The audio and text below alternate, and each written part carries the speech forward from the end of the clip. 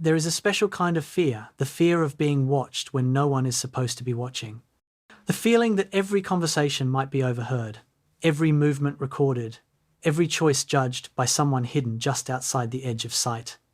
In Nazi Germany, that fear had a name whispered by soldiers and civilians alike, the Geheime Feldpolizei, the secret field police. They were not loud, they were not visible, they did not march in parades. They did not wear the pointed elegance of the SS or bask in the glory of the Wehrmacht's victories. They were ghosts. They followed the army like a shadow, silent and patient, waiting for the moment when doubt appeared. Doubt in orders, doubt in Hitler, doubt in the war. Their purpose was simple: to detect hesitation and eliminate it. You could not outrun them. You could not reason with them, because they were not hunting enemies, they were hunting thoughts. The Geheime Feldpolizei, or GFP, began as what looked like a standard military police unit created to maintain discipline within the ranks, to track deserters, to handle espionage and sabotage. At least, that was the official story.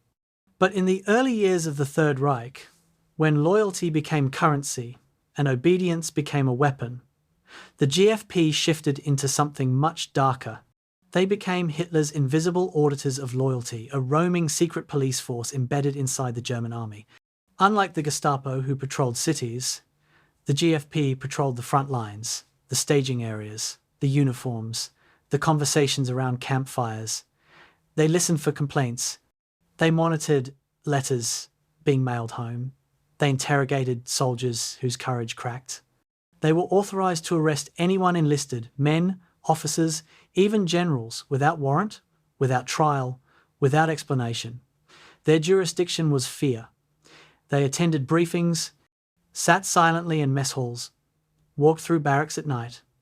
The GFP carried notebooks instead. Of rifles, suspicion instead of rank, a whispered opinion about Hitler's strategies, a casual complaint about the war, even a sigh of frustration could trigger an investigation. Sometimes a soldier disappeared at dawn, taken away quietly, and no one explained why. Rumours travelled faster than cautions. He said one wrong sentence. He joked about defeat. He mentioned surrender. Men learned to police their own thoughts before the GFP ever needed to. On the Eastern Front, the GFP's power expanded. They hunted deserters who fled into the forests. They executed suspected spies. They interrogated prisoners with methods that blurred the line between interrogation and torture. They also coordinated with the SS and Einsatzgruppen, gathering intelligence that led to security operations, a phrase that concealed atrocities. Civilians were swept up into sweeps and deportations because a name appeared on a GFP report. The GFP carried no conscience, only authority. Their neutrality became a myth. Their work became a funnel that fed the machinery of terror. They investigated. The SS executed. Records disappeared. And like every secret, they operated best when no one talked about them. As the war turned against Germany, first slowly, then violently, their mission shifted. Their new target was not spies. It was defeatism. Men ordered to defend hopeless positions who spoke aloud the truth that the war was already lost could be reported. A letter home expressing fear could be intercepted. A suggestion to withdraw could end a career or a life. The GFP turned the internal breakdown of morale into an offence. Officers who questioned Hitler's decisions found themselves under security review. By 1945, when Berlin collapsed like a dying star, GFP officers burned their records, destroyed their archives, and slipped into the civilian population. Unlike SS officers, many were never identified. They vanished back into society, the same way they once vanished soldiers. The GFP did not leave behind heroic legacies or dramatic final battles. They left behind something quieter, something more corrosive. They left behind silence. Tonight, we go back to the places where silence was a weapon, to the questioning rooms where fear replaced law, to the frontline barracks where men whispered before they spoke, and where loyalty was not earned but enforced. This is the entire history of the Geheime Feldpolizei, Hitler's secret field police, the quiet enforcers of terror, and a reminder that the most dangerous battles are not fought on the map, but in the mind. Before we begin, take a moment for something real, not history, not war, just you. Where are you listening from right now? Are you lying in bed under blankets, letting the noise of the day fall away, or sitting somewhere still, headphones on, while the world outside turns quiet? And what time is it where you are? Is it deep into the night, or one of those in-between hours when everything feels slower?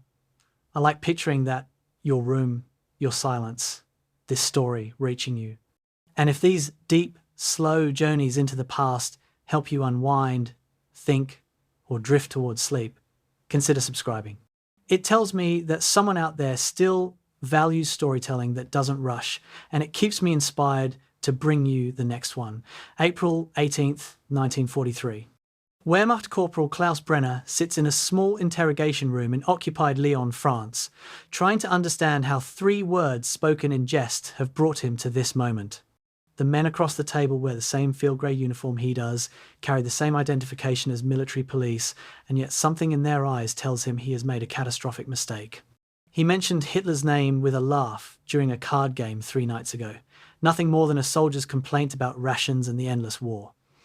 Now, these men want to know who else was laughing, who else might share his defeatist sentiments, and whether he understands that the Wehrmacht's loyalty is not negotiable. Brenner will leave this room, but his transfer to a punishment battalion on the Eastern Front arrives within the week. He never learns who reported him, never discovers the name of the organisation that interrogated him, never realises that the Geheime Feldpolizei have already moved on to their next suspect. The Geheime Feldpolizei, the secret field police, remain among the most enigmatic organisations of the Third Reich, an achievement considering they operated alongside the Gestapo, the SD, and the Abwehr in Nazi Germany's labyrinth of security services. Founded on the first day of September 1939, as German forces crossed into Poland, the GFP emerged not to fill a security gap, but to win a bureaucratic war that had been simmering throughout the 1930s. At their peak strength, approximately 6,000 to 8,000 personnel operated across 640 field units called Gruppen, each embedded within Wehrmacht divisions and operating in occupied territories from France to the Soviet Union. They wore standard Wehrmacht uniforms with minimal identification, a small GFP cuff title added only in 1943, and most soldiers encountered them without realizing they were dealing with an organization answerable not to military command but to the Reich Security Main Office, the RSHA. Their invisibility was not accidental but engineered, a feature that made them uniquely dangerous and uniquely successful at their mission of political surveillance, counterintelligence, and the suppression of resistance in occupied Europe. The story of how the GFP operated begins with understanding what they were not. They were not the Gestapo, though they often worked alongside them and shared similar training. They were not military police, though Wehrmacht soldiers mistook them for such until it was too late. They were not the SD, the Nazi Party's intelligence service, though SD officers often transferred into GFP ranks. They existed in a carefully constructed grey zone, wearing military uniforms while serving SS objectives, answering to Wehrmacht administrative commands while receiving operational orders from Heinrich Himmler's security apparatus. This dual identity gave them access that the Gestapo could never achieve in military zones and authority that regular Wehrmacht security units could never claim. A German soldier might refuse to speak candidly with a Gestapo officer, recognizing the black uniform and party insignia, but would speak freely with a GFP man in field grey, assuming he was a comrade concerned with military security rather than political orthodoxy. March 11th, 1941, in occupied Poland, a Polish Home Army courier named Jan Kowalski escapes a Gestapo raid on a safe house in Warsaw, slipping through the net of black-uniformed SS and local collaborators. He makes it to a secondary location, exhausted but alive, congratulating himself on evading the Reich's most feared organisation. Within 6 hours, different men in Wehrmacht uniforms arrive at his new hiding place, knowing exactly where he would run, exactly which contacts he would reach, exactly what intelligence he carried. Kowalski realizes too late that someone has been mapping the resistance networks with a patience and sophistication that the Gestapo's blunt force methods could never achieve. The Geheime Feldpolizei had been following him for weeks, watching him lead them deeper into the organizational structure, waiting for the moment when arresting him would yield the maximum intelligence value. The Gestapo made noise and inspired fear through visibility. The GFP achieved results through invisibility and patience, and by the time resistance networks realized this different threat existed, dozens of operatives had already been compromised. The operational methods that made the GFP so effective were established in the organization's earliest days and refined through years of occupation duty. Each group, typically consisting of 20 to 40 men, operated with extraordinary autonomy within their assigned area, responsible for counterintelligence, monitoring military personnel for political reliability, infiltrating resistance organizations, and conducting interrogations that Wehrmacht's military law did not govern, and that left few official records. They recruited informants among local populations using the full spectrum of techniques, from payment to blackmail to threats against families. They intercepted mail, tapped phone lines, monitored conversations in cafes and churches and homes. They arrested suspects without warrants, held them without charges, interrogated them without legal counsel, and disposed of them without trials.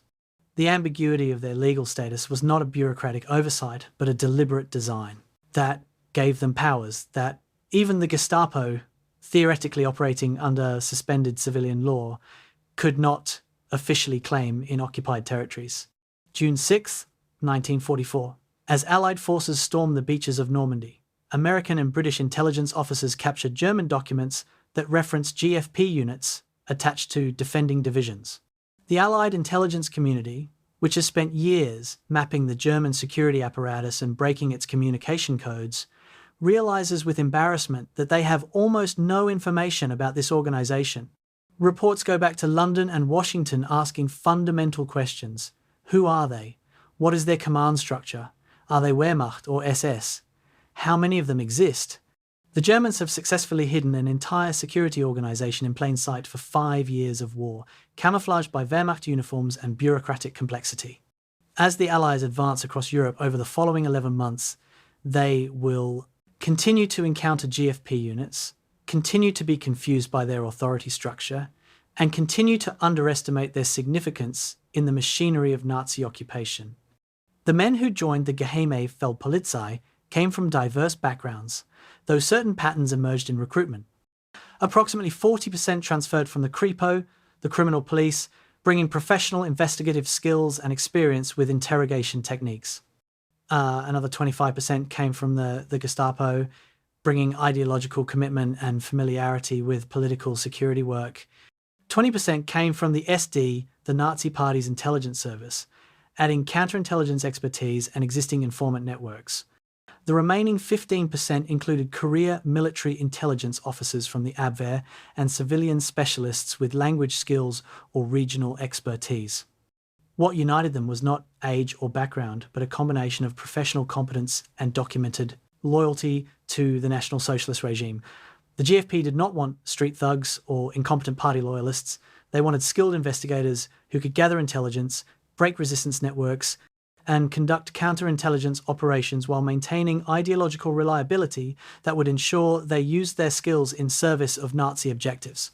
The training program for new GFP personnel lasted 6 to 8 weeks at RSHA facilities in Berlin and Pretzsch, combining practical instruction in investigation techniques with ideological indoctrination.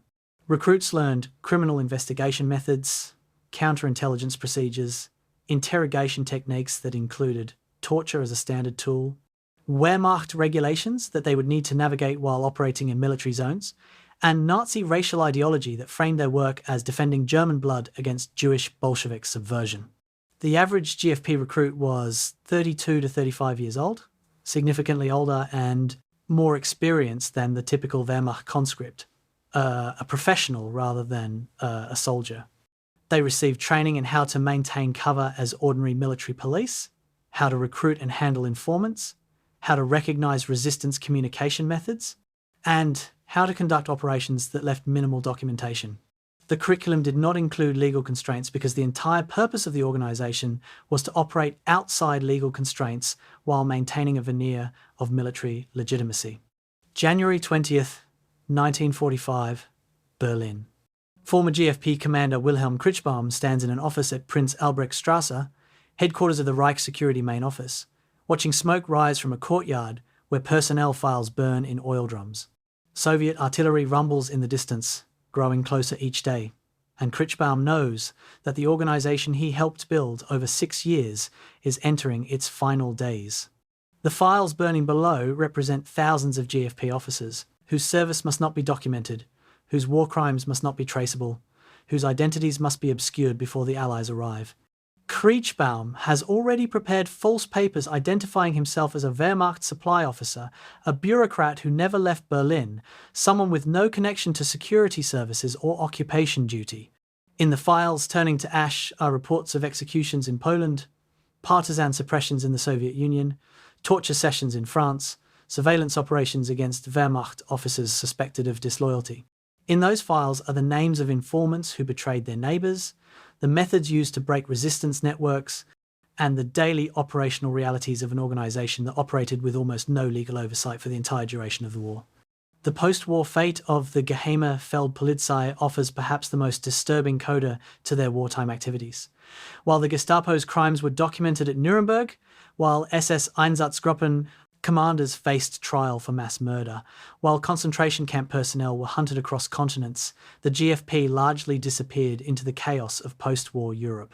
Their personnel files were destroyed, their operational records burned, their existence obscured by Wehrmacht uniforms and deliberate bureaucratic confusion. Allied investigators initially struggled to even understand that the GFP was distinct from ordinary military police, a confusion that GFP members exploited to blend into POW camps claiming to be regular soldiers.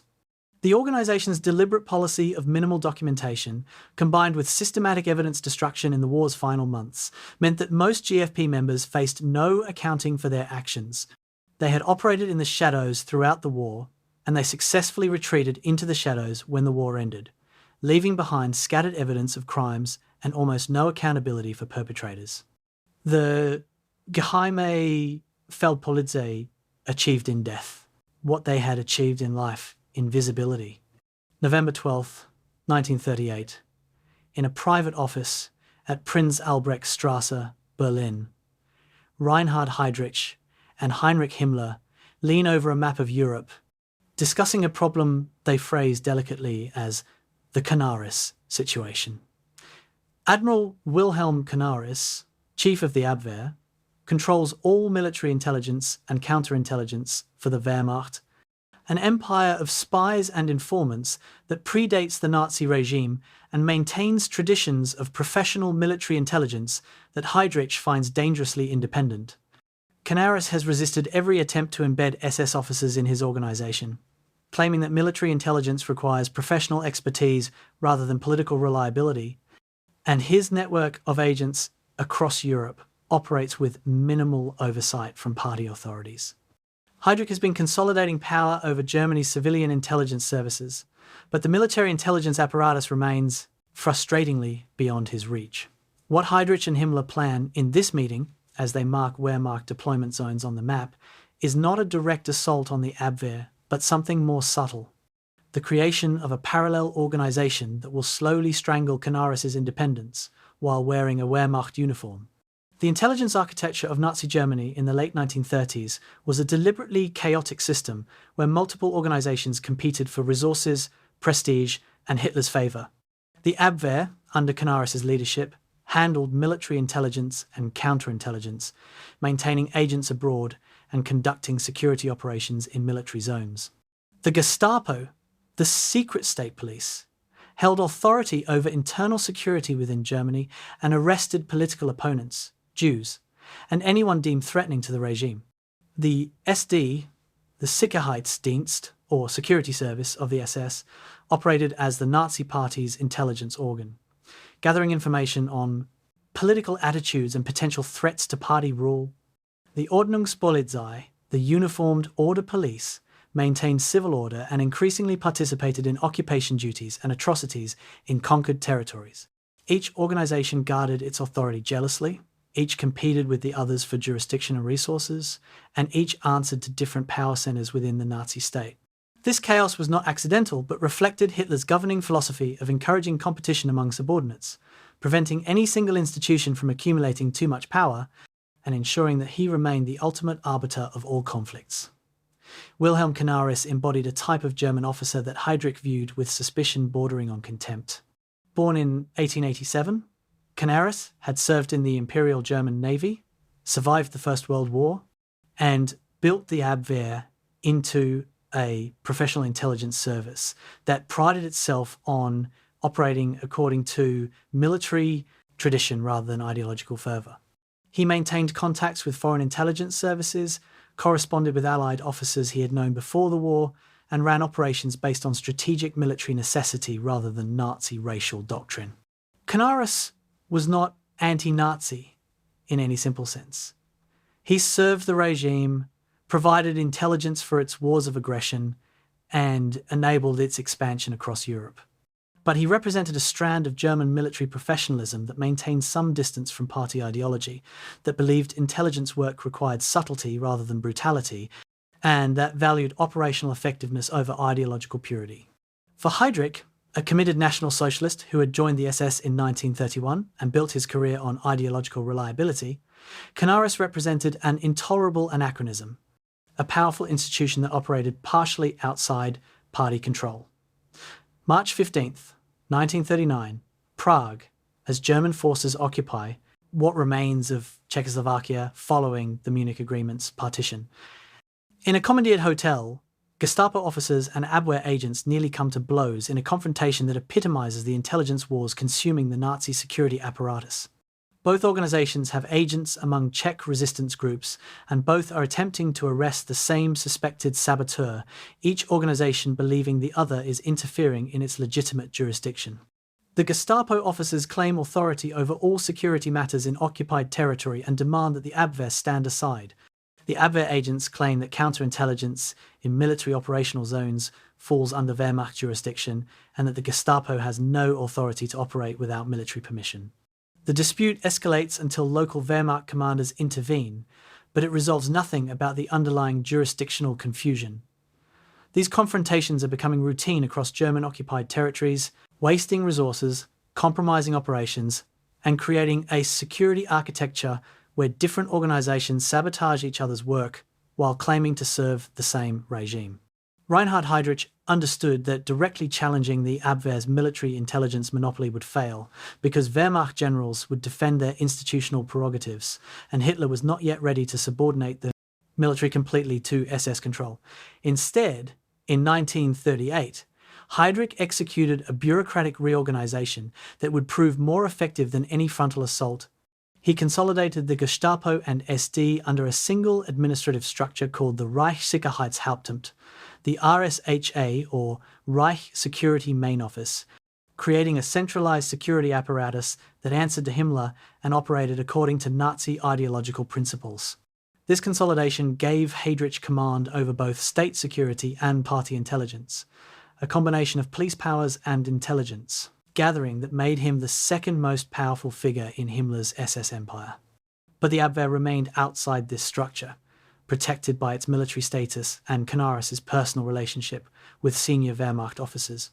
Heydrich needed a tool that could operate in military zones where the Gestapo had limited authority, that could gather intelligence on Wehrmacht personnel whom Abwehr tradition protected, and that could gradually assume the counterintelligence functions that were nominally Abwehr responsibilities. The political context of 1939 made Heydrich's project urgent and gave him the opportunity he needed. Hitler was planning the invasion of Poland, which would require security operations on an unprecedented scale across occupied territory. Wehrmacht generals were resisting SS attempts to embed Gestapo officers directly in combat units, arguing that military discipline and operational security required that internal security remain under military control.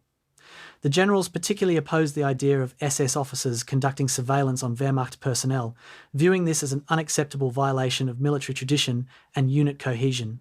Hitler, who needed military cooperation for his invasion plans but also wanted to ensure ideological control over the Wehrmacht, sought a compromise solution that would satisfy both military and SS demands. What emerged from negotiations in summer 1939 was exactly the organization that Heydrich had been planning. A security service that would wear Wehrmacht uniforms and be nominally subordinate to military command while actually serving SS objectives and answering to the RSHA. August 26, 1939, at Hitler's Berghof retreat in the Bavarian Alps, as final preparations for the Polish invasion proceed, Wehrmacht generals and SS leaders meet to resolve the security arrangements for occupied territories.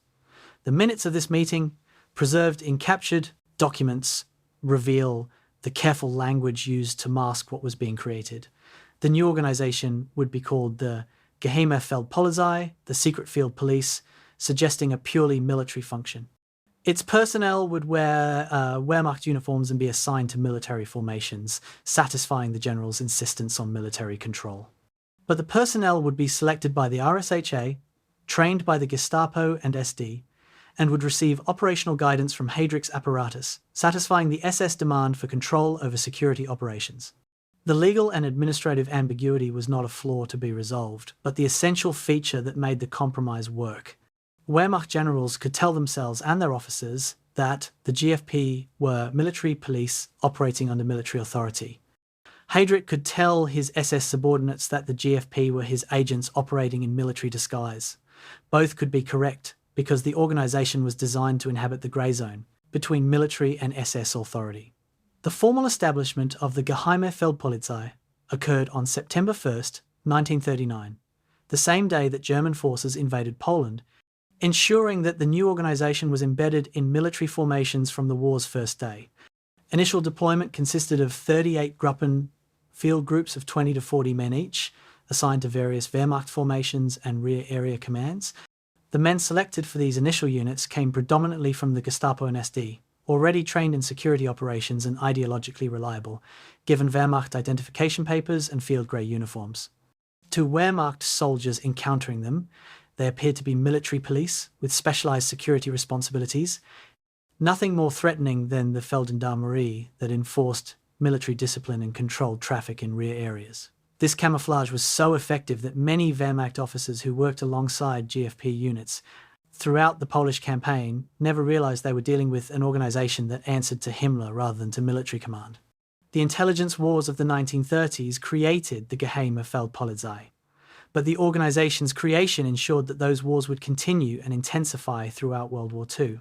Canaris and the Abwehr now faced competition not just from the Gestapo and SD, but from an organisation that could operate in the Abwehr's traditional domain of military counterintelligence while enjoying SS backing and resources.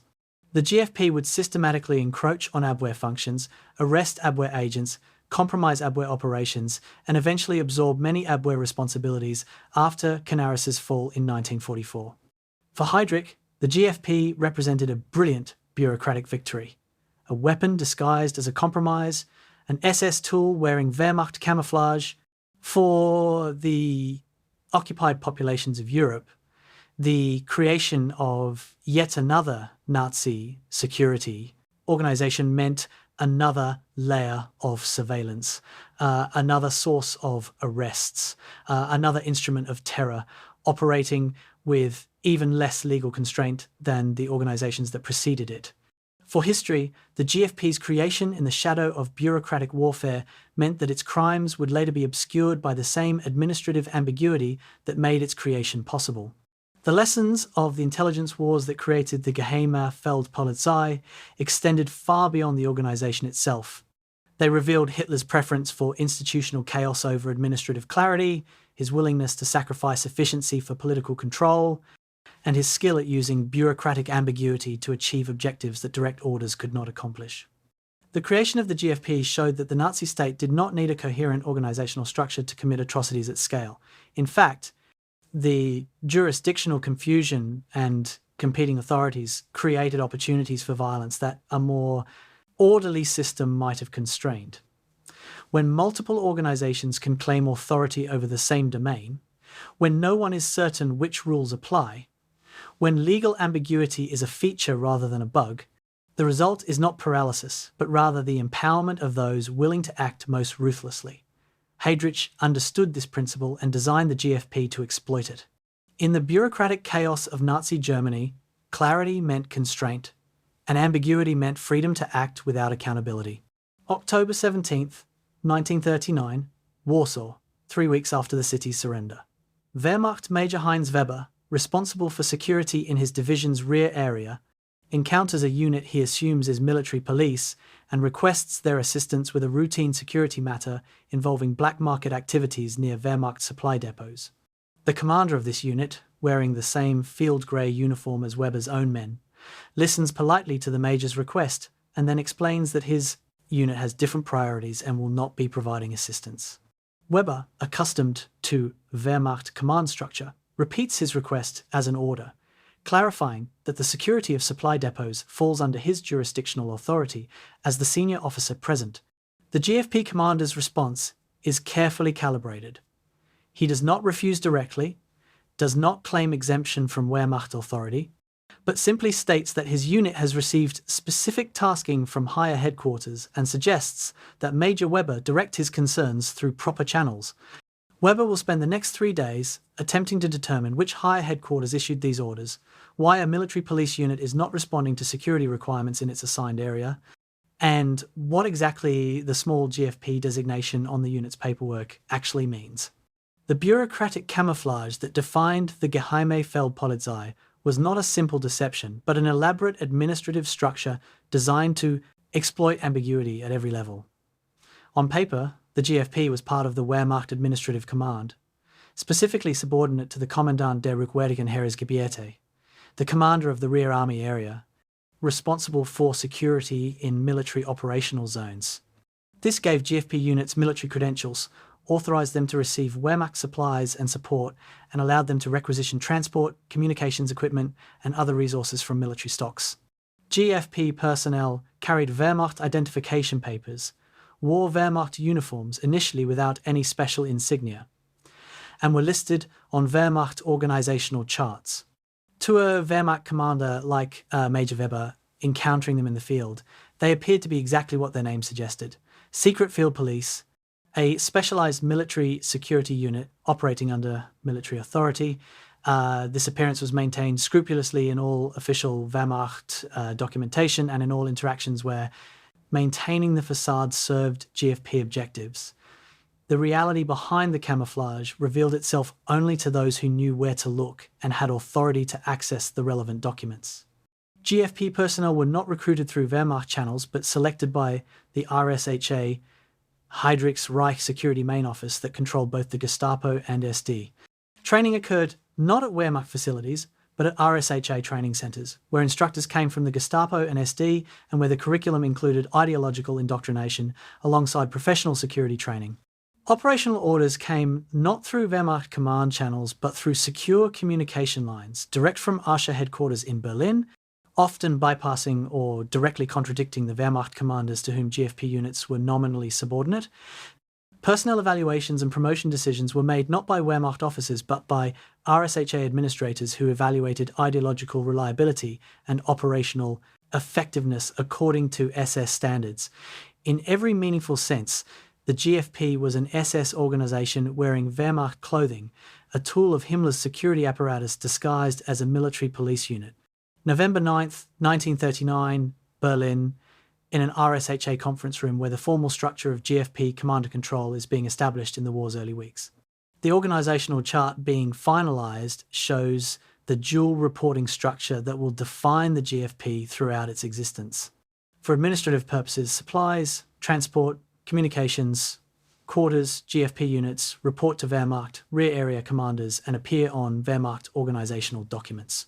For operational purposes, intelligence gathering, arrests, interrogations, counterintelligence, GFP units receive orders directly from RSHA Amt 4, the Gestapo division controlled by Heinrich Müller. The genius of this structure is that it exploits different types of authority for different purposes, while preventing anyone from having complete oversight. Wehrmacht commanders can provide logistics but cannot direct operations. RSHA commanders can direct operations but must work through Wehrmacht administrative channels for support. The result is an organisation that operates in the gaps between military and SS command structures, claiming whichever authority is most convenient for whatever action it wants to take. December 14th, 1939, Krakow, in occupied Poland, a GFP group commander faces the system's central contradiction when he receives simultaneous orders from two different chains of command. His Wehrmacht superior orders him to focus on counterintelligence against Polish military resistance, protecting Wehrmacht installations and supply lines from sabotage. His RSHA superior orders him to identify and arrest members of the Polish intelligentsia, Catholic clergy, and political leaders who might form the core of resistance organization even if they have committed no hostile acts. The two missions are not compatible, pursuing one means neglecting the other, and resources are limited. The GFP commander does not hesitate. He focuses his unit's efforts on the RSHA-directed mission of eliminating Poland's leadership class, filing pro forma reports with his Wehrmacht superior about counterintelligence activities while devoting his actual resources to the ideological mission of destroying Polish society's organizational capacity. When Wehrmacht officers later question why security problems continue despite the presence of GFP units, the answer remains obscure because the GFP's actual activities are not being reported through Wehrmacht channels. The dual reporting structure created systematic advantages that made the GFP more effective than either a purely Wehrmacht or purely SS organization could have been. Wehrmacht camouflage gave GFP units access that Gestapo or SD officers could never achieve in military zones.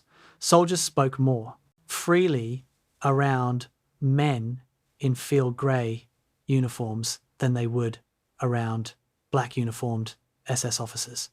Wehrmacht credentials provided access to military facilities, command posts, communication networks, and operational planning that was closed to civilian security services. The ability to requisition Wehrmacht transport and supplies meant that GFP units could operate with logistical support that independent SS units would have struggled to obtain. Local populations in occupied territories, already distinguishing between Wehrmacht soldiers and SS terror units, did not realise that these military police in Wehrmacht uniforms were actually serving SS objectives until arrests began, and it was too late to adjust resistance tactics. Simultaneously, SS backing provided the GFP with powers and protection that Wehrmacht security units could never claim. When Wehrmacht commanders attempted to restrict GFP activities or investigate GFP abuses, the organisation could invoke its SS connections and appeals, would go directly to RSHA headquarters, where Heydrich protected his creation. When GFP units conducted arrests, interrogations, or executions that violated military regulations or Wehrmacht legal codes, they operated under SS authority that superseded military law.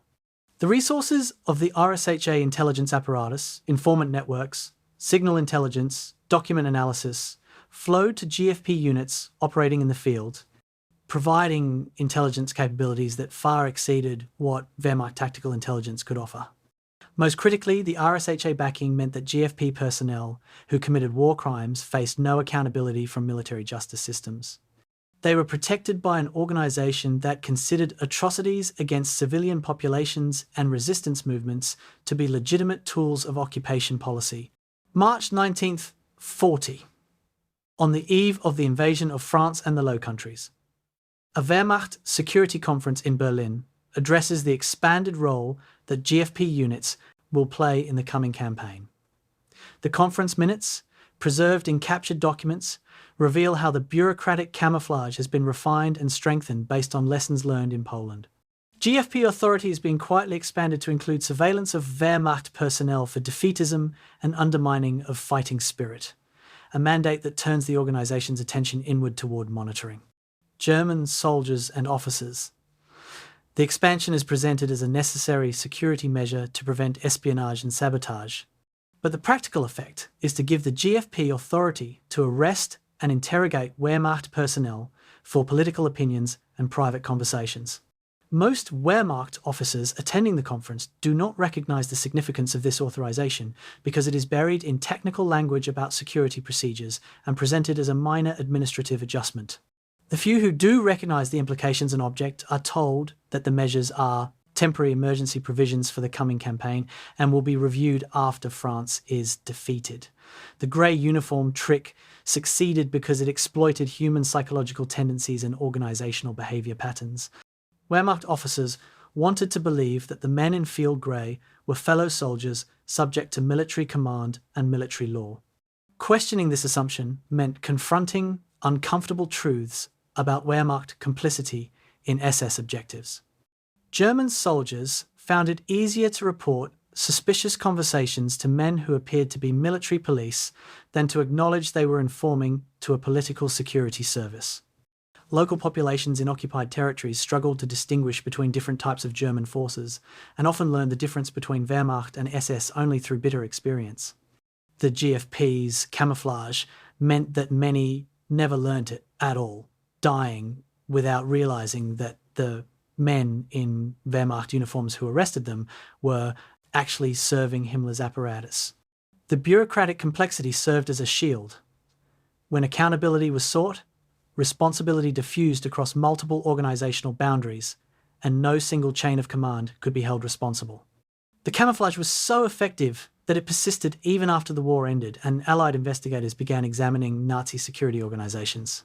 Early post-war trials focused on the Gestapo, the SS, the concentration camp system, and the Einsatzgruppen mobile killing units. The GFP, wearing Wehrmacht uniforms and appearing on Wehrmacht organizational charts, was initially overlooked or mistaken for ordinary military police. Many GFP members successfully claimed in POW interrogations and denazification proceedings that they had been Wehrmacht military police performing routine security duties without knowledge of or participation in atrocities. The deliberate destruction of GFP records in the war's final months meant that Allied investigators lacked the documentation to disprove these claims. The grey uniform trick, designed to make the GFP invisible during the war, succeeded in keeping most of its members invisible after the war as well, avoiding accountability while more visible Nazi organizations faced justice. May 14, 1940, a small Belgian village near Namur, 2 days after German forces crossed the border. A local school teacher named Henri Beaumont stands accused of cutting Wehrmacht telephone lines, an act of sabotage witnessed by no one but reported by a neighbour who claims to have seen Beaumont near the lines shortly before they were found severed. A GFP unit has been following the Wehrmacht advance and now occupies the village's town hall, conducting security screening of the population. They bring Beaumont in for questioning, and he never returns home.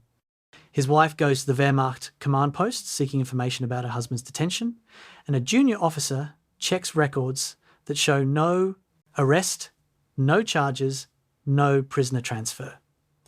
The GFP unit moves on with the advancing army after 3 days, and Beaumont's wife continues seeking answers for months before accepting that he is simply gone. No trial occurred, no verdict was rendered, no sentence was passed, no execution was documented, no grave was marked. In the legal void where the GFP operated, a man could be erased from existence without bureaucratic trace.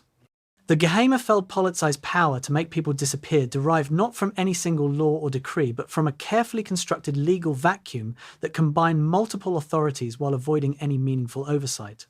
The organization's foundation rested on Führererlass, Hitler decrees that had the force of law, but were often verbal, unwritten, or deliberately vague, communicated through intermediaries and interpreted by subordinates who understood they had latitude to act. These were supplemented by OKW orders, directives from the Oberkommando der Wehrmacht, the Armed Forces High Command, that established Wehrmacht security procedures in occupied territories. The combination of Hitler decrees and Wehrmacht orders created a framework where the GFP could claim authority for almost any action, while avoiding specific legal constraints that might limit their operations. Traditional legal categories, civilian law, military law, occupation law, did not clearly apply to the GFP, and this ambiguity was exploited systematically. The scope of GFP powers in occupied territories exceeded even those of the Gestapo operating inside Germany's pre-war borders, a remarkable achievement considering the Gestapo's reputation for lawlessness. Inside Germany, the Gestapo theoretically operated under a legal framework, however suspended and perverted. There were forms to fill out for protective custody, procedures for interrogation, nominal oversight by SS legal officers, and at least the fiction that people were being detained under some interpretation of German law. The Geheime Feldpolizei operating in occupied territories faced no such constraints, real or fictional. They could arrest anyone without warrant, for any reason or for no reason. They could detain prisoners indefinitely, without charges, without notification of family, without access to legal counsel that did not exist in any case. They could interrogate using any methods they chose, and torture was not an aberration but a standard tool taught in training courses and applied routinely. They could execute prisoners without trial, without seeking authorization from commanders, without documenting the executions beyond terse entries in logbooks that would later be destroyed. July 3rd, 1941, in occupied Ukraine, 3 weeks into Operation Barbarossa, the invasion of the Soviet Union. Wehrmacht military prosecutor Captain Friedrich Lehmann attempts to investigate reports that a GFP unit has executed 37 civilians in a village suspected of harboring Soviet partisans. Lehmann is a career military lawyer who takes seriously the Wehrmacht's nominal commitment to the Hague Conventions and military legal procedure. He interviews witnesses, examines the execution site, and documents evidence that many of the killed were women and children who could not plausibly have been combatants. He files a formal complaint with the Wehrmacht District Command requesting that the GFP officers responsible be charged with murder under military law. The response comes not from military prosecutors but from the RSHA in Berlin. The matter is outside military jurisdiction. The executions were conducted under authority granted to GFP units for security operations in combat zones, and further inquiry into GFP operations will be considered obstruction of essential security measures. Lehmann's complaint is dismissed. He is transferred to a rear area administrative post, and the GFP unit continues operations without any adjustment to their methods. October 9th, 1942, in occupied Greece, a GFP group commander orders the execution of 20 hostages in reprisal for a partisan attack that killed 2 Wehrmacht soldiers. The reprisal ratio, 10 civilians executed for each German soldier killed, is not authorized by any formal policy but has become standard practice across occupied Europe, communicated through informal channels and understood to have approval at the highest levels. The GFP commander does not consult with the Wehrmacht district commander before conducting the executions, does not hold any hearing to determine whether specific individuals had any connection to the partisan attack, does not document the identities of those executed or the location of their burial. The Wehrmacht district commander learns of the executions after they have occurred and objects, arguing that such actions violate military law and strengthen partisan resistance by alienating the population. The RSHA response is formulaic. The executions were conducted under GFP authority to maintain security and prevent partisan activity. The local population must understand the consequences of supporting resistance, and Wehrmacht commanders should focus on military operations while leaving security measures to specialized organizations. The documentation practices of the Geheime Feldpolizei were designed to facilitate rather than constrain their operations. Unlike most military and police organizations that created detailed records as a matter of institutional practice, the GFP deliberately kept documentation minimal and used euphemistic language that obscured rather than clarified their activities. Arrest records often consisted of a name and date with no indication of charges or evidence. Interrogation reports might note that a prisoner provided information without describing the methods used to obtain that information. Though everyone involved understood what that phrase meant, executions were recorded as special. Treatment or executive measures or resettlement, terms borrowed from the concentration camp system's vocabulary of obscurity. The lack of documentation was not bureaucratic sloppiness, but deliberate policy designed to prevent accountability. Records that do not exist cannot be used as evidence in war crimes trials, cannot be used to trace chains of command, cannot be used to establish individual responsibility for atrocities. March 7th, 1944, in occupied Italy, Allied forces advancing north of Naples encounter survivors of a GFP operation against a village suspected of supporting partisan forces. The survivors describe men in Wehrmacht uniforms who arrived without warning, separated the population into groups, interrogated village leaders using torture that included beating, burning, and simulated drowning, and then executed suspected partisan supporters without any trial or hearing. Allied intelligence officers attempting to investigate the incident struggle to gather useful information because the GFP left almost no records. They cannot determine which German unit was responsible because the soldiers wore standard Wehrmacht uniforms with no distinctive insignia. They cannot establish how many people were arrested because the GFP took no prisoner rolls. They cannot determine what happened to those arrested because the GFP documented neither interrogations nor executions.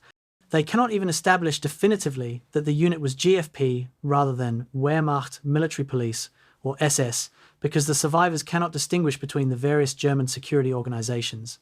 The documentation gap serves its purpose.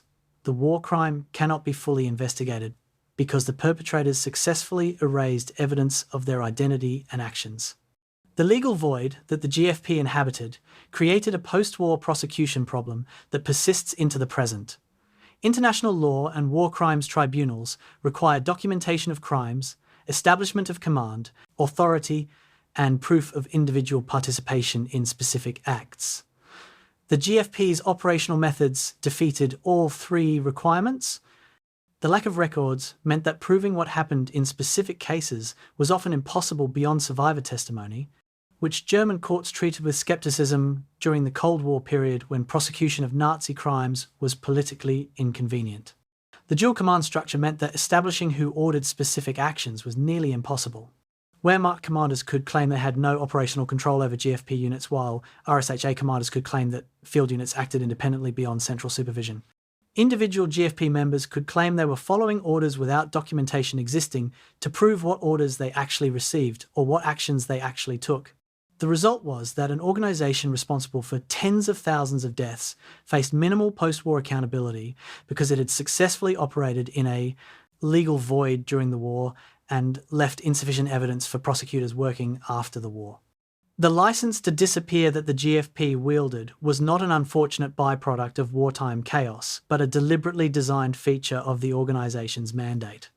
The ambiguity about legal authority, the minimal documentation requirements, the euphemistic language, the destruction of records, each element was purposeful, serving the objective of creating a security organization that could eliminate resistance, intimidate populations, and gather intelligence without legal constraint. The GFP proved that a modern industrial state could create an apparatus for atrocity that operated not by ignoring law but by carefully constructing legal ambiguity that prevented law from applying. This was not the absence of legal structure, but the perverse use of legal structure to create zones where human rights did not exist and where people could be erased from existence with bureaucratic efficiency. The grey uniform made the GFP invisible to their victims. The legal void made them untouchable to justice. January 8th, 1940. A young man named Friedrich Bauer sits in a recruiting office in Berlin, considering an opportunity that will shape the remainder of his life, though he does not yet realize it.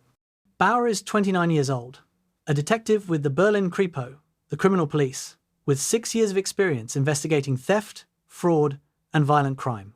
His skills are transferable and valued.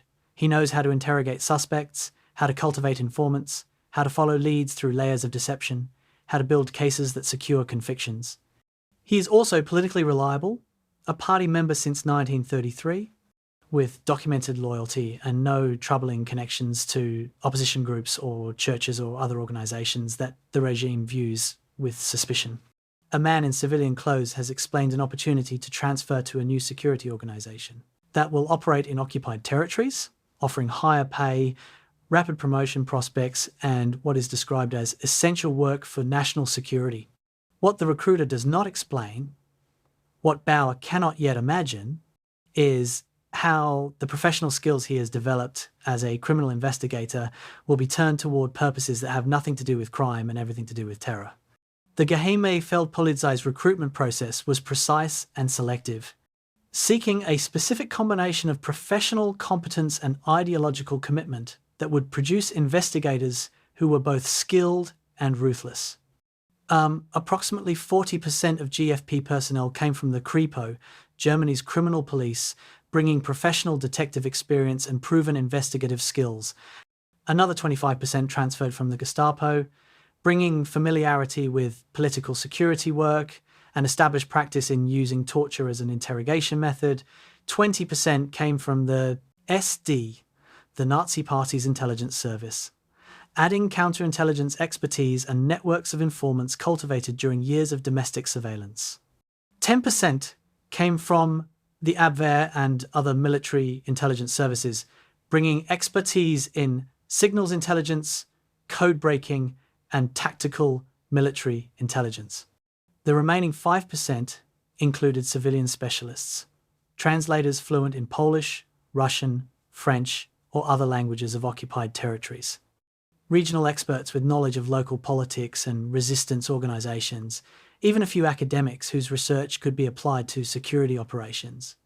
Heinrich Müller, chief of the Gestapo and the architect of GFP operations, personally reviewed recruitment criteria in the organization's early months, establishing standards that would guide personnel selection throughout the war. Professional experience was essential, particularly in criminal investigation or intelligence work, because the GFP needed personnel who could actually gather intelligence and break resistance networks, rather than incompetent thugs who might be ideologically sound but operationally useless. Language skills were highly valued, and personnel with fluency in languages of occupied territories received priority assignments and faster promotions. Technical skills in areas like radio interception, document analysis, and photography were sought after because the GFP operated as a professional intelligence organization, not simply as an execution squad. But none of these professional qualifications mattered if political reliability was questionable.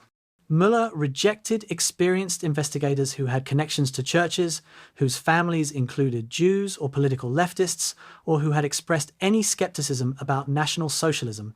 The ideal GFP recruit combined professional excellence with ideological commitment, capable investigative work guided by Nazi racial doctrine. March 11, 1940, at the RSHA training facility in Berlin-Charlottenburg, Friedrich Bauer begins a 6-week training course that will transform him from a criminal detective into a Geheime Feldpolizei operative.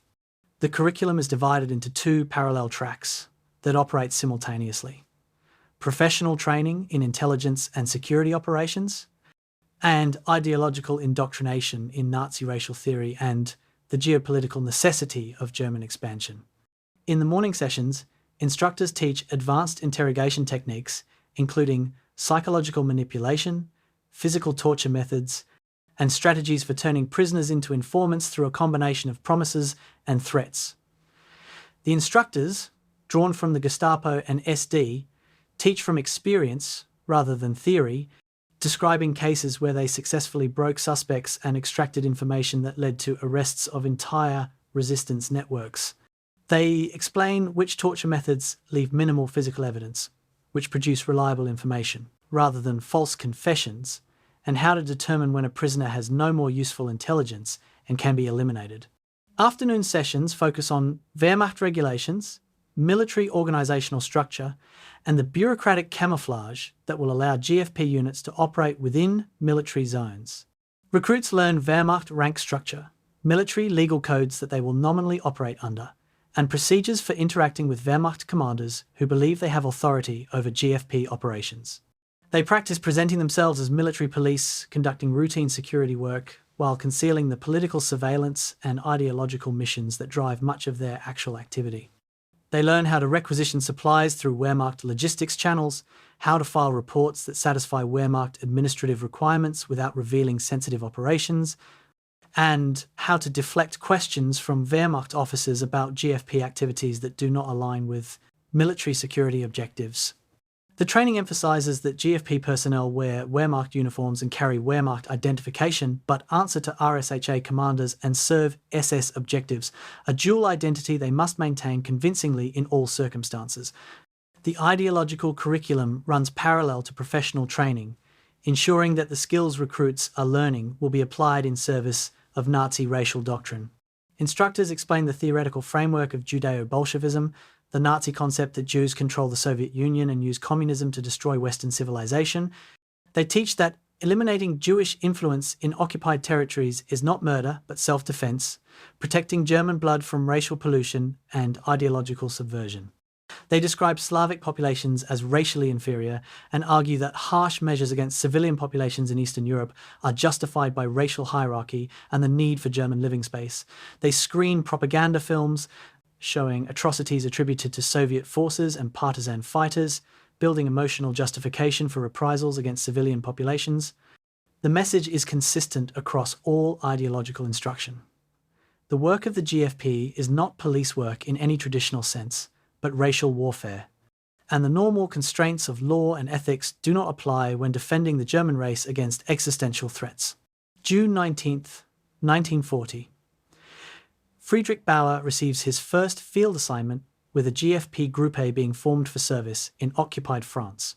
He travels by train to Paris wearing his new Wehrmacht uniform, carrying identification papers that list him as part of a military police security unit, uncertain exactly what his duties will involve, but confident in his professional skills and committed to the ideological framework he absorbed during training. His first week involves routine tasks, helping establish a field office, setting up filing systems for informant reports, interviewing French civilians to identify potential collaborators who can provide intelligence about resistance organization. The work feels familiar, not dramatically different from his detective work in Berlin, except that the suspects are foreign and the legal constraints are absent. His Group A commander, a veteran Gestapo officer who served in Poland, begins mentoring Bauer in the practical realities of occupation security work. The commander explains that the occupation is not governed by French law or German law, but by necessity, that resistance must be crushed through measures that would be unthinkable in Germany but are essential in occupied territory, and that Bauer's detective skills will be invaluable once he accepts that different rules apply. November 3rd, 1941, somewhere in occupied Ukraine, Friedrich Bauer has been transformed in ways he did not anticipate during his training in Berlin. He has conducted interrogations using torture as a routine tool, learning through experience which methods work best on different types of prisoners. He has arrested dozens of civilians based on informant reports that he knows are often motivated by personal grudges rather than actual resistance activity. He has participated in the execution of suspected partisans and their families, standing in a forest outside a village, watching civilians shot and pushed into mass graves, convincing himself that this is the racial warfare he was taught about in training, that these are enemies who would murder German soldiers if given the chance. The professional skills that made him a successful detective in Berlin, patience, attention to detail, ability to read people and cultivate sources, have made him highly effective at his new work. His commander writes performance evaluations praising his intelligence gathering and his success at breaking resistance networks. Bauer receives a promotion and a citation for his contributions to security operations. He has become exactly what the GFP recruitment and training system was designed to produce. A skilled investigator who applies professional competence to ideological objectives. A monster manufactured through a deliberate process that combined capability with cruelty.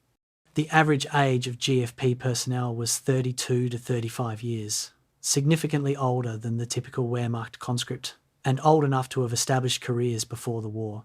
This was deliberate, reflecting the organization's preference for experienced professionals over young zealots.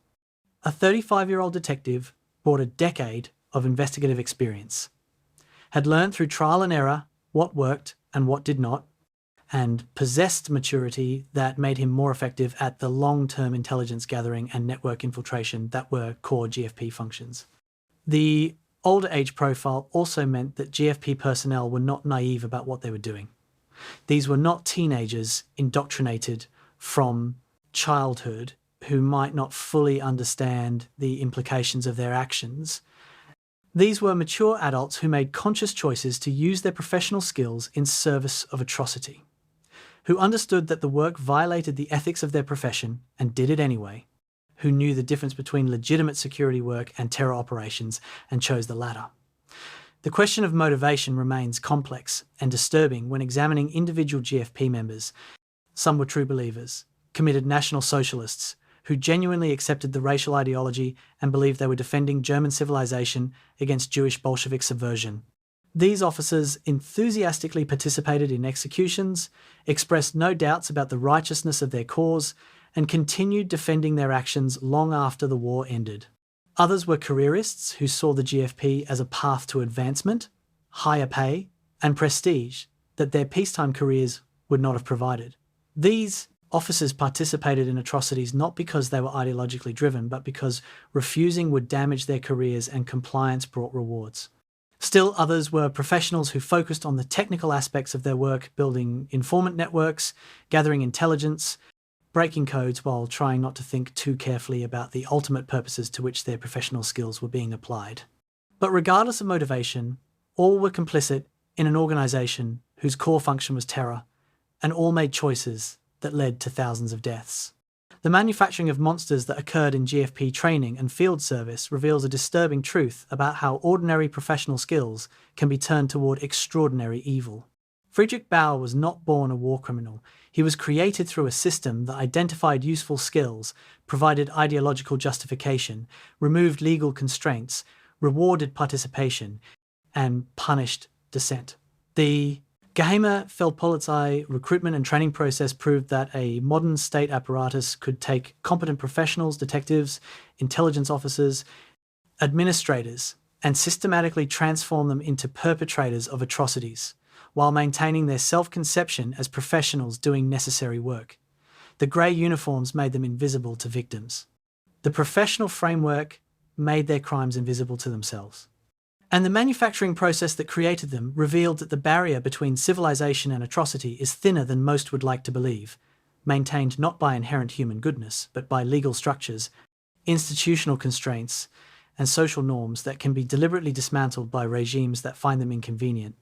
September 7th, 1939, 6 days after the German invasion begins, in a small office building in Warsaw's Mokotów district that has been commandeered by advancing Wehrmacht forces, a Polish mathematics professor named Stanisław Kowalski sits at his desk at the University of Warsaw when 3 men in German military uniforms arrive without warning, without knocking, without explanation. They ask his name, check it against a typewritten list, and inform him that he is under arrest for activities threatening German security. Kowalski is confused because he has committed no hostile act, has been teaching mathematics throughout the brief campaign, has had no involvement with military or political affairs. The men do not explain what activities he is accused of, do not present any evidence, do not inform him where he is being taken. He never returns to his university office. His colleagues will learn weeks later that he was executed, along with dozens of other professors, teachers, and intellectuals in an operation designed not to punish specific crimes, but to eliminate the Polish leadership class that might organize resistance. The men who arrested him were Geheime Feldpolizei, arriving in Poland with pre-prepared lists and explicit orders to decapitate Polish society before resistance could organize. Poland in 1939 through 1941 served as the laboratory where the Geheime Feldpolizei developed the methods, procedures, and operational doctrines they would employ throughout the remainder of the war. The campaign provided everything the organization needed to evolve from concept to effective instrument of terror: a defeated population requiring pacification, a resistance movement requiring suppression, Wehrmacht commanders uncomfortable with SS brutality but focused on military operations, and Hitler's explicit authorization for measures that violated all previous standards of occupation law. By December 1939-38, GFP Gruppen operated across occupied Poland, a deployment density higher than would be achieved in any other occupied territory. These units were not conducting traditional military police work of traffic control and disciplinary enforcement. They were hunting the Polish intelligentsia, infiltrating resistance networks, conducting counterintelligence against Polish military intelligence officers who had gone underground, and establishing the surveillance infrastructure that would monitor and suppress Polish society for the next 5 years. The initial target lists that GFP units brought into Poland revealed the ideological framework driving their operations. These were not lists of saboteurs or armed resistors or individuals who had committed hostile acts. They were lists of university professors, priests, political leaders, journalists, and lawyers, the educated professional class that formed the organizational backbone of Polish society. The lists had been compiled during peacetime by Abwehr and SD intelligence gathering, identifying individuals based not on actions but on positions and potential. A mathematics professor appeared on the list not because he had done anything, but because educated individuals capable of organizing resistance must be eliminated before they can do so. A parish priest appeared because the Catholic Church represented an institutional authority independent of German control and therefore threatening. A lawyer appeared because legal training and organizational skills might enable resistance coordination. The logic was explicitly genocidal. Destroy the classes capable of leadership, and the population becomes easier to control, exploit, and eventually eliminate. December 3rd, 1939, in Krakow, ancient capital of Poland, now serving as the administrative center of the general government, the German occupation zone. A GFP grouper establishes procedures for what will be called pacification operations, joint actions involving Wehrmacht security divisions, SS Einsatzgruppen killing units, and GFP intelligence coordination. The procedures being developed would become standard practice across occupied Europe. First, GFP intelligence identifies target groups, suspected resistance members, their families, sympathetic communities. Second, Wehrmacht forces provide security cordons and transport, maintaining the facade that these are military operations against legitimate threats. Third, SS Einsatzgruppen conduct the actual killings, while GFP officers observe and document results for reporting to Berlin. Fourth, GFP intelligence evaluates whether the operation achieved its objectives of intimidating the population and disrupting resistance organization. The genius of this system is that it distributes responsibility across multiple organizations, ensuring that Wehrmacht commanders can claim they were not involved in atrocities. SS units can claim they were following Wehrmacht security requirements, and GFP officers can claim they were merely providing intelligence support. The relationship between the Geheime Feldpolizei and the Einsatzgruppen, the SS mobile killing units in Poland, established patterns that would be repeated with even greater lethality in the Soviet Union. The Einsatzgruppen were designed for mass killing, conducting large-scale executions of Jews, Polish intelligentsia, and other target groups identified by Nazi racial ideology. The GFP provided the intelligence that made these killings efficient rather than random.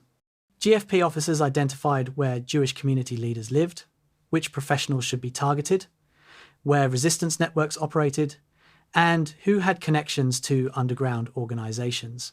They provided lists of names and addresses, enabling Einsatzgruppen to conduct targeted operations rather than simply rounding up random civilians. After operations, GFP units interrogated survivors and used information gained to identify additional targets. The relationship was symbiotic.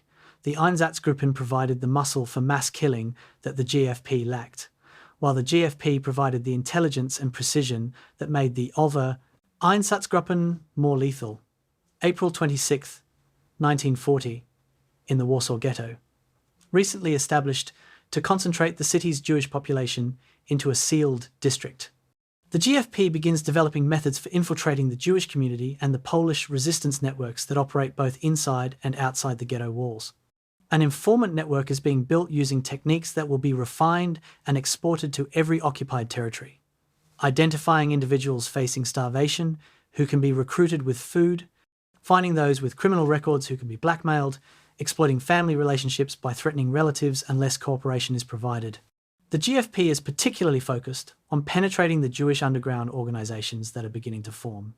Knowing that crushing resistance requires intelligence about internal structure, communication methods, and leadership, radio operators become priority targets because intercepting wireless communications can expose entire networks. Couriers between the ghetto and outside world are tracked, sometimes allowed to operate while under surveillance, so they lead GFP to additional contacts. Documents captured in raids are analysed not just for their immediate intelligence value, but for insights into organisational structure and communication patterns. The intelligence successes that the GFP achieved in Poland came at the cost of methods that violated every standard of legitimate intelligence work. Torture during interrogation was not an aberration, but standard practice, taught in training courses and applied routinely to extract information from arrested resistance members. The techniques ranged from beatings to burns to psychological torture involving threats against family members. Prisoners were sometimes turned into double agents through a combination of torture, promises of survival, and threats of reprisals against relatives if they refused to cooperate. The GFP became skilled at identifying which prisoners could be broken and turned versus which would resist regardless of pressure and could be more useful as examples through public execution. These methods produced intelligence that disrupted several Home Army networks, led to the arrest of numerous resistance members, and compromised communication lines between Polish underground organisations and the government in exile in London. But the methods also hardened resistance, convinced Poles that cooperation with German authorities meant collaboration with an utterly ruthless enemy, and ensured that when liberation eventually came, settling accounts with collaborators would be brutal. August 14th, 1940. Lublin, in eastern Poland. A GFP commander writes his monthly report to RSHA headquarters in Berlin, a document that reveals the organization's self-conception and how operations are framed for superiors.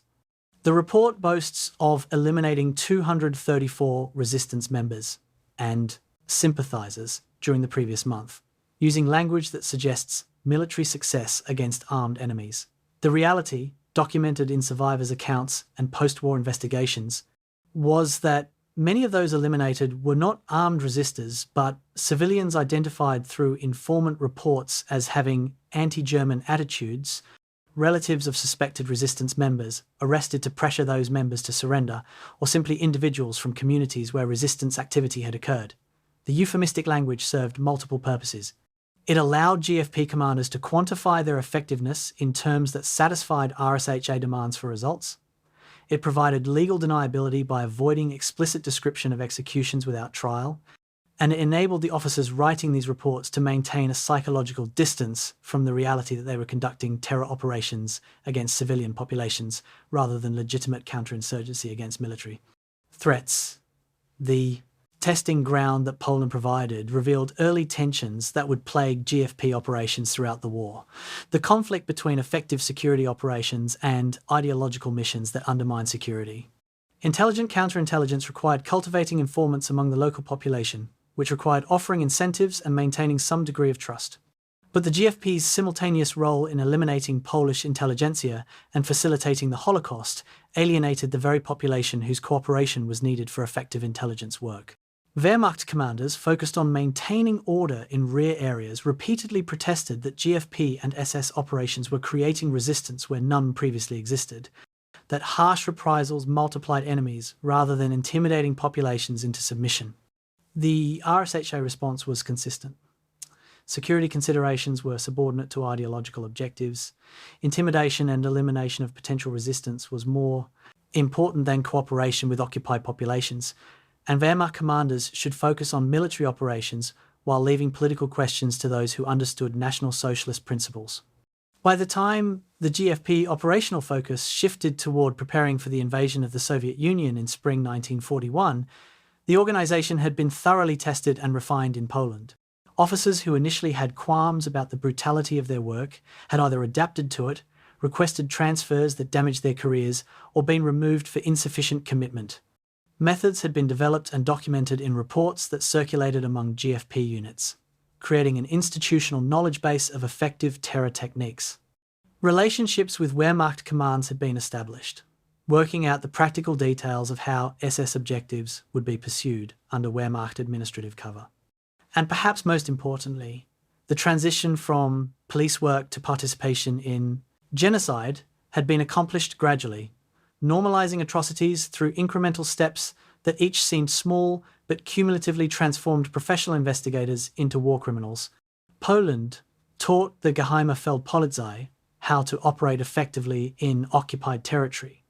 The Soviet Union would show what happened when those lessons were applied on an unprecedented scale against populations that Nazi ideology designated for elimination rather than merely subjugation. April 9th, 1941, Berlin, in Admiral Wilhelm Canaris's office at Abwehr headquarters on the Tierpitzufer. The 60-year-old spy master sits reviewing reports that document a troubling pattern. Over the previous 6 months, 17 Abwehr agents operating in occupied territories have been arrested by GFP units on charges ranging from defeatism to espionage to undermining military security. Some of these arrests might be legitimate, catching agents who were actually working for Allied intelligence or who had become unreliable. But Canaris suspects a more systematic pattern, a deliberate campaign to compromise Abwehr operations and intimidate his officers. He drafts a letter to Reinhard Heydrich, carefully worded to avoid direct accusation while requesting clarification of why GFP units are arresting military intelligence personnel without coordinating with Abwehr command. The letter takes 3 days to compose because Canaris knows he is navigating dangerous territory, challenging an organisation that has Himmler's backing while his own position depends on Wehrmacht support that is increasingly fragile. The response he receives 2 weeks later is coldly bureaucratic. The arrested agents were detained based on intelligence indicating security risks. GFP units have authority to investigate any personnel in occupied territories regardless of organisational affiliation, and further inquiries should be directed through proper RSHA channels that Canaris knows will simply block his access. The conflict between Wilhelm Canaris and the apparatus that Reinhard Heydrich built, including the Geheime Feldpolizei, represented more than bureaucratic rivalry or personal animosity. It embodied a fundamental struggle over the nature of intelligence work and the role of military institutions in the Nazi state.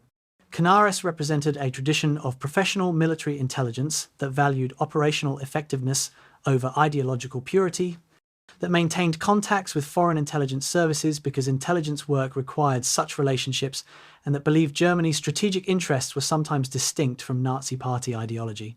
He ran the Abwehr as a military intelligence service focused on gathering information that would help Germany win wars, not as a tool for racial persecution or political surveillance. Heydrich represented the Nazi revolution's determination to subordinate all institutions to party control to ensure that intelligence served ideological objectives rather than merely military ones, and to eliminate any centres of authority that maintained independence from SS oversight. The GFP was Heydrich's weapon in this conflict, a tool designed specifically to invade the Abwehr's domain while wearing military camouflage. The fundamental differences between the Abwehr and the GFP extended to their basic intelligence philosophies and operational methods. The Abwehr gathered military intelligence for strategic planning, enemy order of battle, industrial capacity, weapon developments, military plans and capabilities. This work required cultivating sources among enemy populations, maintaining communication with agents behind enemy lines, and recruiting individuals based on their access to valuable intelligence, regardless of their political reliability or ideological commitment. An Abwehr officer might recruit a communist if that communist had access to information about Allied military planning. The work required patience, sophistication, and acceptance that intelligence gathering sometimes meant dealing with unsavoury characters who served German interests without sharing German ideology. The GFP gathered intelligence primarily for political security and repression, identifying resistance organisers, monitoring military personnel for ideological reliability, locating Jews and communists and other target groups. This work required informant networks among occupied populations, but deliberately avoided the kind of relationships that Abwehr cultivation required, because the GFP's ultimate objective was not gathering information, but identifying targets for elimination. The competition for sources in occupied territories created inevitable conflicts, as both organisations attempted to recruit informants among the same populations. An Abwehr agent might cultivate a French railway official who could provide intelligence about Allied troop movements and supply shipments, offering payment and promises of protection in exchange for cooperation. A GFP officer might arrest that same railway official as an unreliable element whose position provides opportunities for sabotage, subjecting him to interrogation and either executing him or turning him into a GFP informant through threat of death. From the Abwehr perspective, the GFP was destroying valuable intelligence sources and making future recruitment more difficult by demonstrating that cooperating with German intelligence was a death sentence.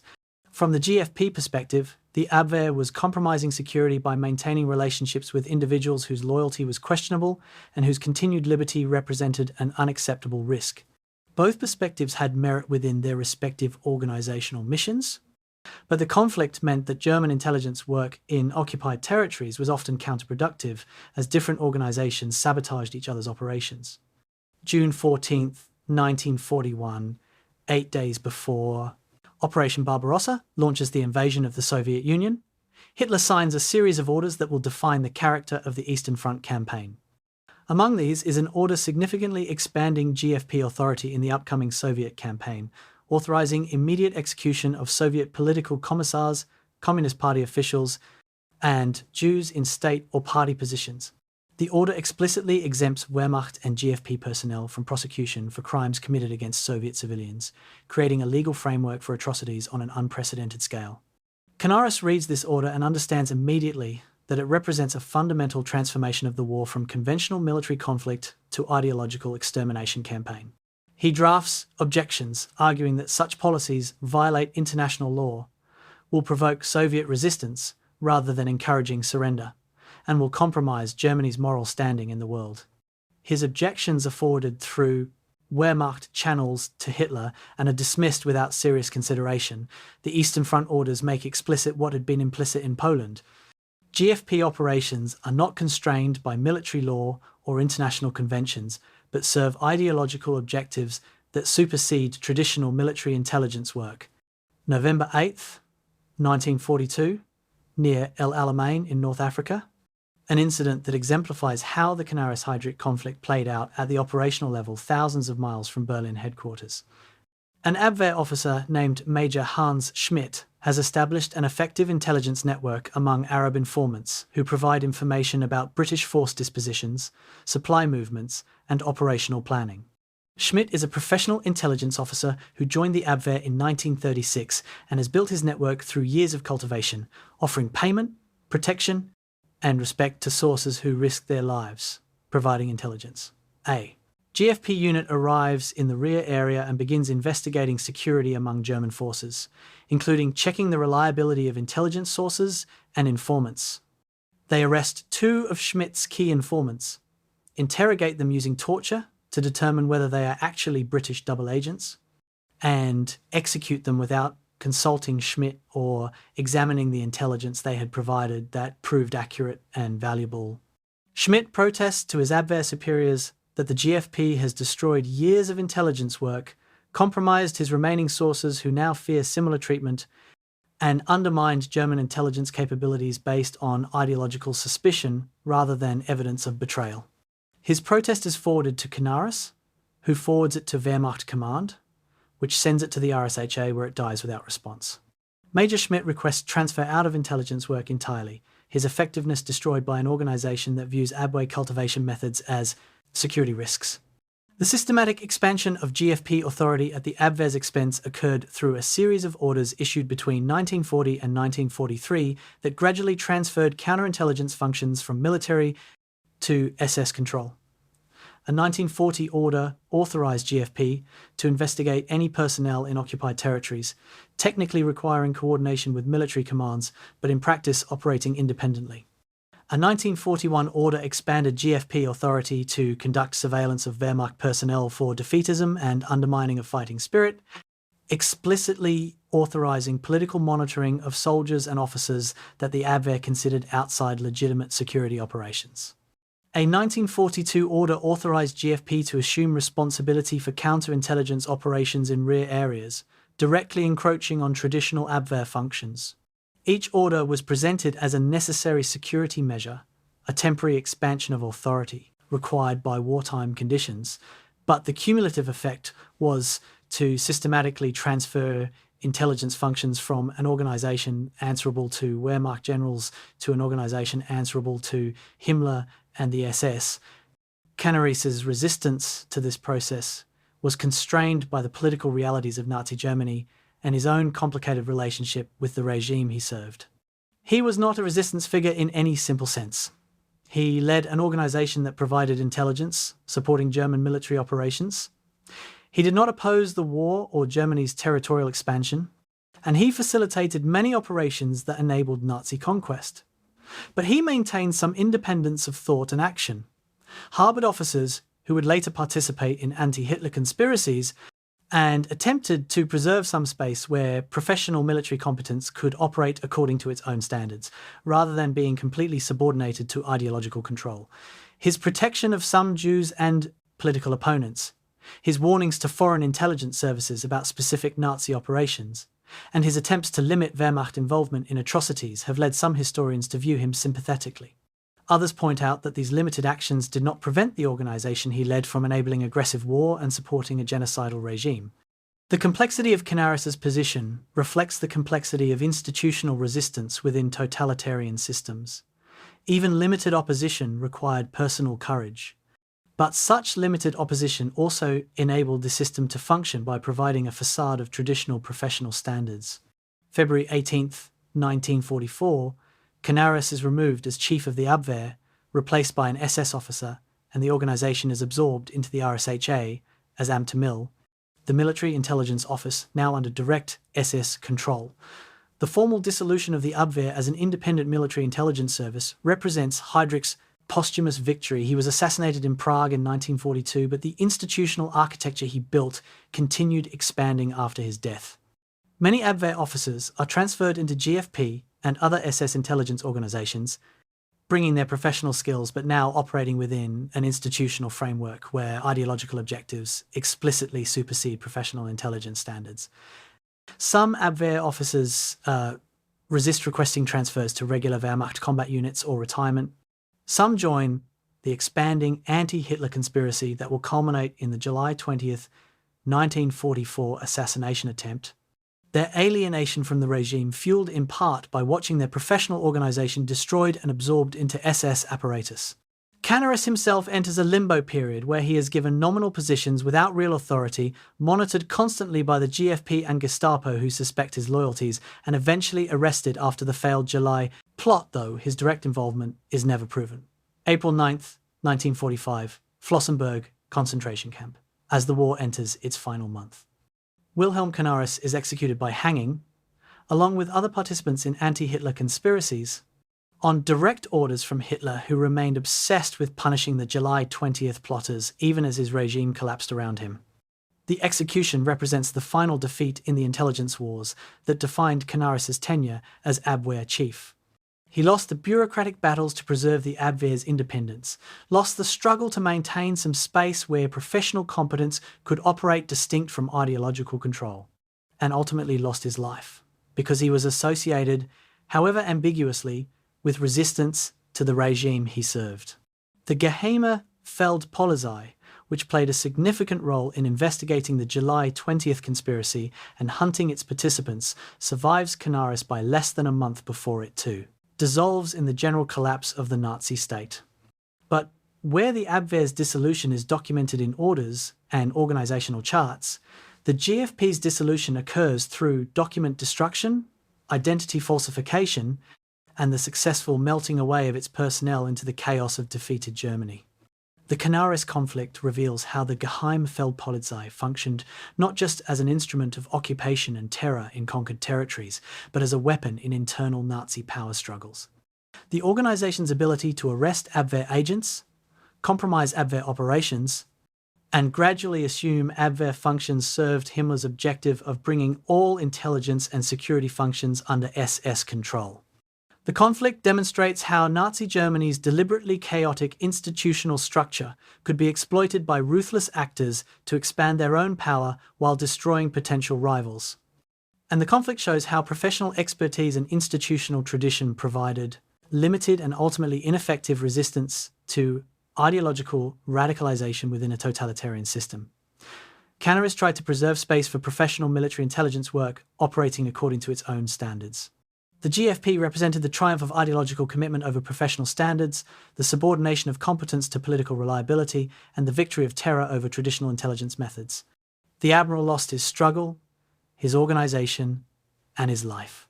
The organization that defeated him would outlive him by only weeks before it too disappeared, but it would successfully conceal its crimes far more effectively than the Abwehr ever concealed its intelligence operations.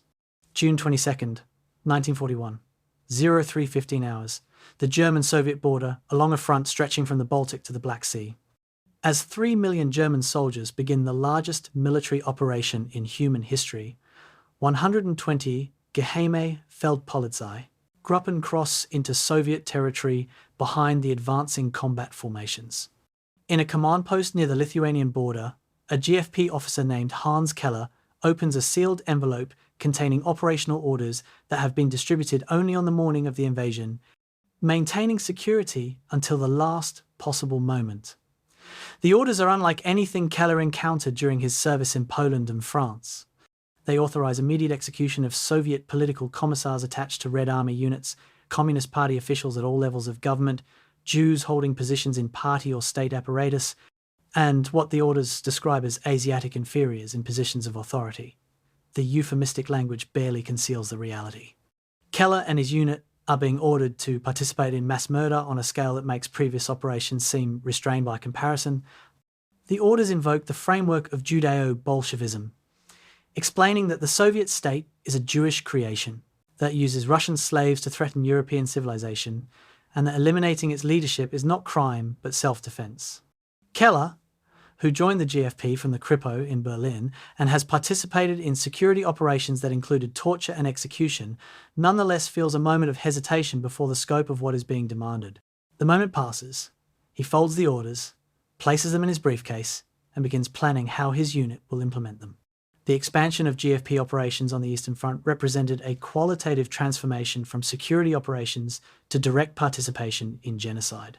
In Poland and Western Europe, the GFP had conducted political surveillance, counterintelligence, and suppression of resistance, operations that included atrocities but maintained some connection to security objectives, however broadly defined. In the Soviet Union, the mission became explicitly racial elimination. The Commissar Order, issued June 6, 1941, required immediate execution of all captured Soviet political commissars without trial or military processing as prisoners of war. The Barbarossa Decree, issued May 13, 1941, exempted Wehrmacht personnel from prosecution for crimes against Soviet civilians, eliminating even the nominal legal constraints that had theoretically applied in other occupied territories. These orders, combined with operational directives from the RSHA, created a framework where the GFP operated as an auxiliary to the Einsatzgruppen killing units, providing intelligence support, logistical coordination, and direct participation in mass murder. July 7th, 1941, in the city of Lviv in occupied Ukraine, recently captured by advancing German forces. The Jewish population of Lviv numbers approximately 160,000, making it one of the largest Jewish communities in Eastern Europe. Einsatzgruppe C has arrived in the city and begins identifying Jews in professional positions, doctors, lawyers, engineers, teachers, who constitute what Nazi racial ideology considers the dangerous elements of Jewish communities, those with education and organizational capacity. The GFP grouper assigned to Lviv provides the intelligence that makes this targeting efficient. They identify synagogues and Jewish community organizations where records of community members can be seized. They locate Jewish professionals by examining city registration records, professional association lists, and university rosters. They provide addresses where specific individuals can be found and information about family members who should be arrested simultaneously to prevent escape. Over 10 days, more than 4,000 Jews are murdered in Lviv, many killed in public by Wehrmacht and SS units, while local Ukrainian nationalists encouraged to participate in pogroms that provided cover for the organized elimination. The GFP's role is documented in their own reports back to Russia headquarters, where officers describe their contribution to solving the Jewish question in newly occupied territories with bureaucratic precision and evident pride. September 26 through 29, 1941, Babi Yar, a ravine on the outskirts of Kiev. In one of the Holocaust's most infamous massacres, 33,771 Jews are murdered over 2 days by Einsatzgruppe C, with support from Wehrmacht units and local collaborators. The GFP's contribution to this atrocity exemplifies their role in the Holocaust on Soviet territory. Prior to the massacre, GFP officers in Kiev compiled lists of Jewish residents using city records, community organization files, and informant reports. They posted announcements ordering Kiev's Jews to assemble for resettlement, disguising the massacre as a deportation to prevent flight and resistance. During the operation, GFP personnel helped secure the perimeter around Babi Yar, preventing escape and ensuring the operation proceeded without interference. After the massacre, GFP units processed documents and valuables taken from the murdered Jews, forwarding items of intelligence value to RSHA headquarters while distributing other property according to established protocols for handling confiscated Jewish assets. The participation was systematic, professional, and documented in reports where officers described their organizational contributions without explicit description of the mass killing itself, maintaining the euphemistic language that characterized all Holocaust documentation. December 11th, 1941, outside Moscow, as the German advance grinds to a halt in winter weather and Soviet counteroffensives begin pushing Wehrmacht forces back from the capital. A GFP officer named Friedrich Lehmann writes in his personal diary, a document that will be captured by Soviet forces and preserved as evidence in post-war trials. Lehmann describes executing suspected partisans and civilian supporters in villages near the front lines, justifying these actions as harsh but necessary measures to protect German soldiers. He writes about the cold, about inadequate winter clothing, about fear of Soviet encirclement, and about the executions as if they are routine aspects of military operations, no different from guard duty or equipment maintenance. The diary reveals the psychological framework that enabled participation in atrocities, framing mass murder as security operations, emphasizing threats to German soldiers that require preemptive elimination of civilians, and focusing on the tactical details of operations rather than their moral implications. Lehmann describes how his unit identifies partisan supporters, any civilian in areas where partisan attacks have occurred, anyone who fails to provide information about resistance activity, anyone whose behaviour seems suspicious. The criteria are so broad that effectively any civilian can be designated a supporter and executed. The diary ends in mid-January 1942. Lehmann apparently died during the winter retreat, a common fate for GFP officers operating close to combat zones where Soviet forces showed little mercy to captured security personnel. The scale of GFP deployment on the Eastern Front reflected the scope of operations planned for Soviet territories. Approximately 120 GFP Gruppen were assigned to Eastern Front duties by August 1941, representing nearly the entire organization's field strength. Each group of 20 to 40 men was assigned to a Wehrmacht division or rear area command, maintaining the administrative camouflage of military affiliation while conducting operations directed by Russia. The density of deployment was significantly higher than in Western Europe because the missions in Soviet territory were more extensive, not just suppressing resistance, but identifying and eliminating entire categories of the population. Not just counterintelligence, but facilitating genocide. Not just security operations, but racial warfare, explicitly intended to depopulate vast territories for German colonization. The GFP lacked the personnel to conduct mass killings at the scale of the Einsatzgruppen, which numbered approximately 3,000 men organized in 4 main groups, but they provided the intelligence infrastructure that made the Einsatzgruppen more efficient and effective. The justification framework that GFP officers were given for their participation in genocide relied on the Nazi concept of Judeo-Bolshevism, the claim that Jews controlled the Soviet Union and used communism as a weapon against Western civilization. Officers were told they were fighting an existential struggle where normal rules did not apply, that the enemy would show no mercy to captured Germans and therefore Germans should show no mercy, and that the war in the East was fundamentally different from war in the West, because it was racial and ideological rather than merely territorial. This framework provided psychological cover for officers who might have had doubts about executing civilians, including women and children. If this was not murder but racial warfare, if the targets were not civilians but racial enemies disguised as civilians, if the alternative was defeat and the destruction of German civilization, then extreme measures became justifiable as necessary self-defense. The framework was deliberately constructed and constantly reinforced through official communications, propaganda materials, and command guidance that framed every atrocity as a legitimate security operation. The escalation of GFP operations in Soviet territory was not linear, but showed patterns of expansion as officers discovered that atrocities faced no consequences and in fact brought rewards. Initial targeting focused on Soviet political commissars and party officials, as specified in the Commissar Order and Barbarossa Decree. This expanded to include all Jews in any position of authority as part of the broader final solution. Then it expanded to include families of these initial target groups, based on logic that children would grow up seeking revenge and family members might harbour resistant sympathies.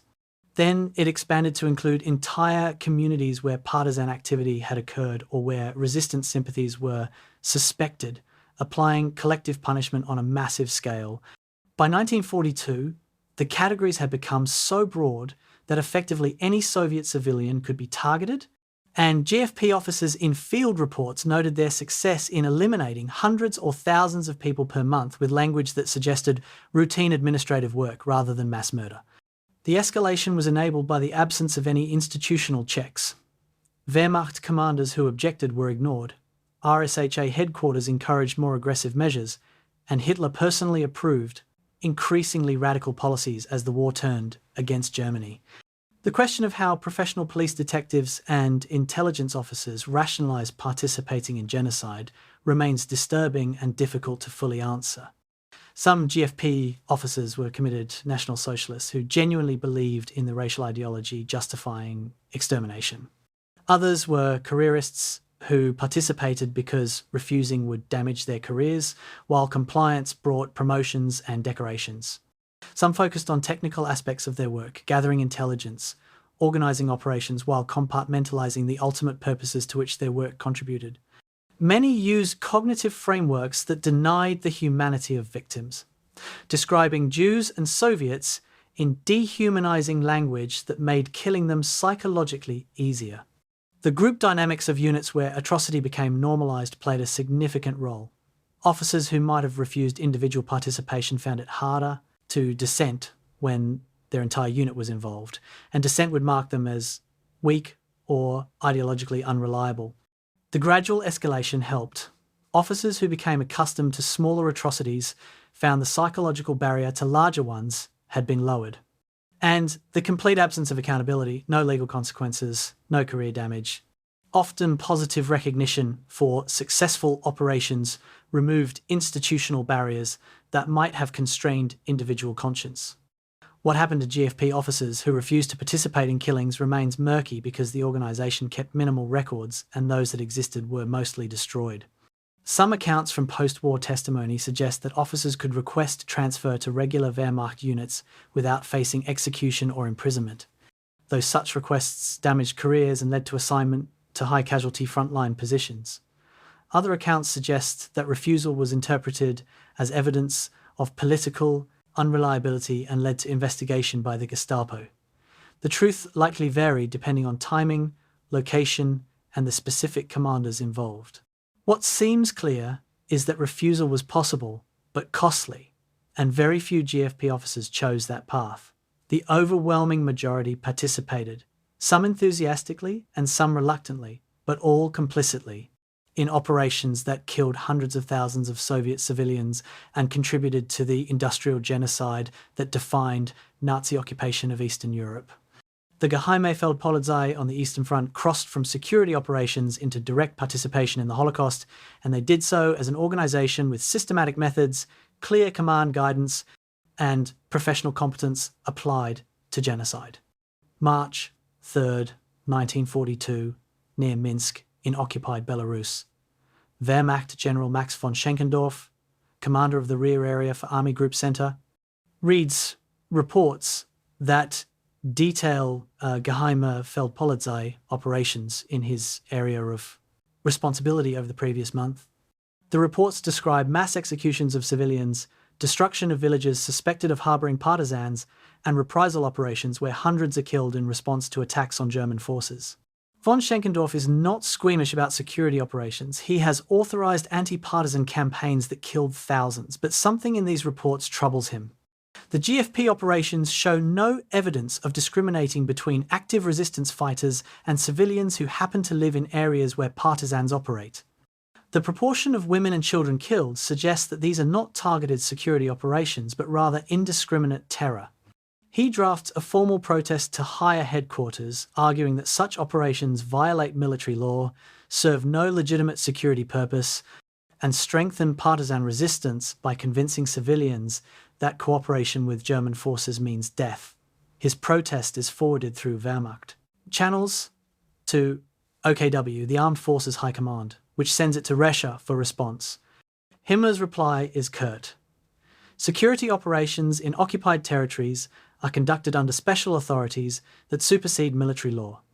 The measures are necessary to prevent partisan activity from threatening rear area security, and Wehrmacht commanders should focus on military operations while trusting security specialists to handle security matters. Von Schenkendorf's protest is dismissed. His career suffers no immediate damage, but he is marked as an officer with unreliable views on security questions, and when he commits suicide in July 1944, Some historians speculate it resulted partly from his complicity in atrocities. He protested but could not prevent. The breaking of Wehrmacht resistance to Geheime Feldpolizei methods occurred gradually between 1941 and 1943, as officers who objected to GFP operations discovered that objections damaged their careers, while compliance brought no consequences. The Wehrmacht was not a uniformly Nazi organization, and many officers maintained traditional military values that included some respect for laws of war and distinction between combatants and civilians. These officers viewed GFP operations with varying degrees of discomfort, from mild concern about PR implications to genuine moral outrage about atrocities being conducted under Wehrmacht administrative cover. But the institutional structure of Nazi Germany ensured that their objections achieved nothing while marking them as potentially unreliable. The GFP reported not to Wehrmacht commanders but to the RSHA, so Wehrmacht objections could be simply ignored. Hitler personally approved increasingly radical security policies, so appealing to higher authority meant confronting the Supreme Commander who had explicitly authorized the measures being protested. And the SS apparatus protected the GFP from military justice, ensuring that even clear violations of military law faced no accountability. Officers who protested learned that they could neither stop the atrocities nor avoid complicity by objecting. They could only damage themselves while the GFP continued operating without restraint. July 19th, 1942, in occupied Ukraine, a Wehrmacht division commander named General Erich von Sponeck refuses to provide transport to a GFP unit that has requested vehicles for a security operation in a nearby district. Von Sponeck has been watching GFP operations for months and suspects that this security operation, like others, will involve mass execution of civilians based on flimsy evidence of partisan support. He cites regulations requiring that transport requests include operational justification and refuses to authorize the vehicles without more specific information about the planned operation. The GFP commander files a complaint through Russia channels accusing von Sponeck of obstructing security operations and undermining efforts to combat partisan threats. Von Sponeck's refusal to cooperate is characterized as evidence of defeatism and insufficient commitment to security requirements. Within weeks, von Sponeck receives transfer orders to a less prestigious command. His objections about GFP methods are documented in his personnel file with notations questioning his reliability. The vehicles are provided by higher Wehrmacht command after the RSHA complaint. The GFP operation proceeds, and the incident serves as a lesson to other Wehrmacht officers about the costs of resisting GFP activities in their areas. October 23rd, 1942, at Army Group Center headquarters, Wehrmacht staff officers compile evidence of GFP activities that they believe constitute war crimes and violations of military law. The documentation includes witness statements from German soldiers who observed GFP executions of civilians, after-action reports describing operations where more civilians were killed than partisans engaged, and intelligence assessments concluding that GFP terror tactics are strengthening rather than weakening partisan resistance. The officers preparing this report believe that if they can present clear evidence of how GFP methods are both legally problematic and operationally counterproductive, higher command will intervene to impose restrictions. The report is submitted to OKW, where it reaches the desk of Field Marshal Wilhelm Keitel, who has direct access to Hitler. Keitel, who has spent the war faithfully executing Hitler's orders regardless of their content, reads the report and suppresses it without sending it forward. He understands that Hitler approves of aggressive security measures and views restraint as weakness. Presenting evidence of GFP atrocities to Hitler would not result in restrictions on GFP, but rather in Hitler questioning the loyalty and toughness of officers who compiled the evidence. The report is filed and forgotten. The officers who compiled it learn through informal channels that their work went nowhere, and some draw the conclusion that documenting GFP crimes is professionally dangerous while ignoring them is safe. The spectrum of Wehrmacht complicity in GFP operations ranged from enthusiastic participation to passive enabling to active resistance, with the vast majority falling into the middle category of passive enabling. Some Wehrmacht officers actively cooperated with GFP operations, providing transport and personnel for security operations, sharing intelligence about partisan activity, and defending harsh measures as militarily necessary. These officers often came from units that had suffered partisan attacks and viewed civilian populations in occupied territories as uniformly hostile. Other officers passively enabled GFP operations by not interfering, looking the other way when atrocities occurred in their areas, and filing reports that avoided documenting problematic activities they witnessed.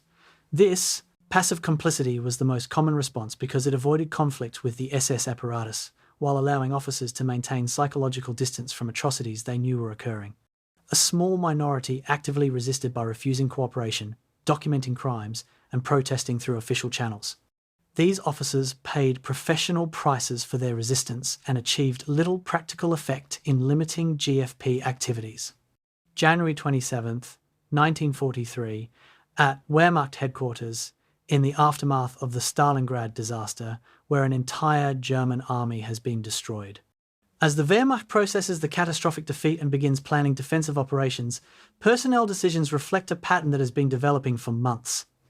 Officers who criticised GFP security methods or questioned harsh occupation policies are disproportionately assigned to Eastern Front commands in sectors where Soviet offensives are expected and casualty rates are highest. Officers who cooperated fully with security operations receive assignments to quieter sectors or rear area commands where survival prospects are better. The pattern is not the result of explicit policy but emerges from hundreds of individual personnel decisions made by officers who understand that Hitler values toughness and views humanitarian concerns as weakness. The result is a selection effect where officers willing to participate in or tolerate atrocities are promoted and protected, while officers with moral qualms are sent to die. By 1943, the Wehrmacht officer corps has been filtered through this process, and the officers surviving in senior positions are predominantly those who accepted or embraced the regime's most radical policies. The legal powerlessness of Wehrmacht military prosecutors to investigate Geheime Feldpolizei operations exemplified the organization's untouchable status. Military prosecutors were responsible for investigating crimes committed by Wehrmacht personnel, but the GFP's ambiguous status meant that prosecutors could not determine whether GFP officers fell under military jurisdiction. When prosecutors attempted to investigate GFP crimes, they required RSHA permission to access personnel files, interview suspects, and gather evidence.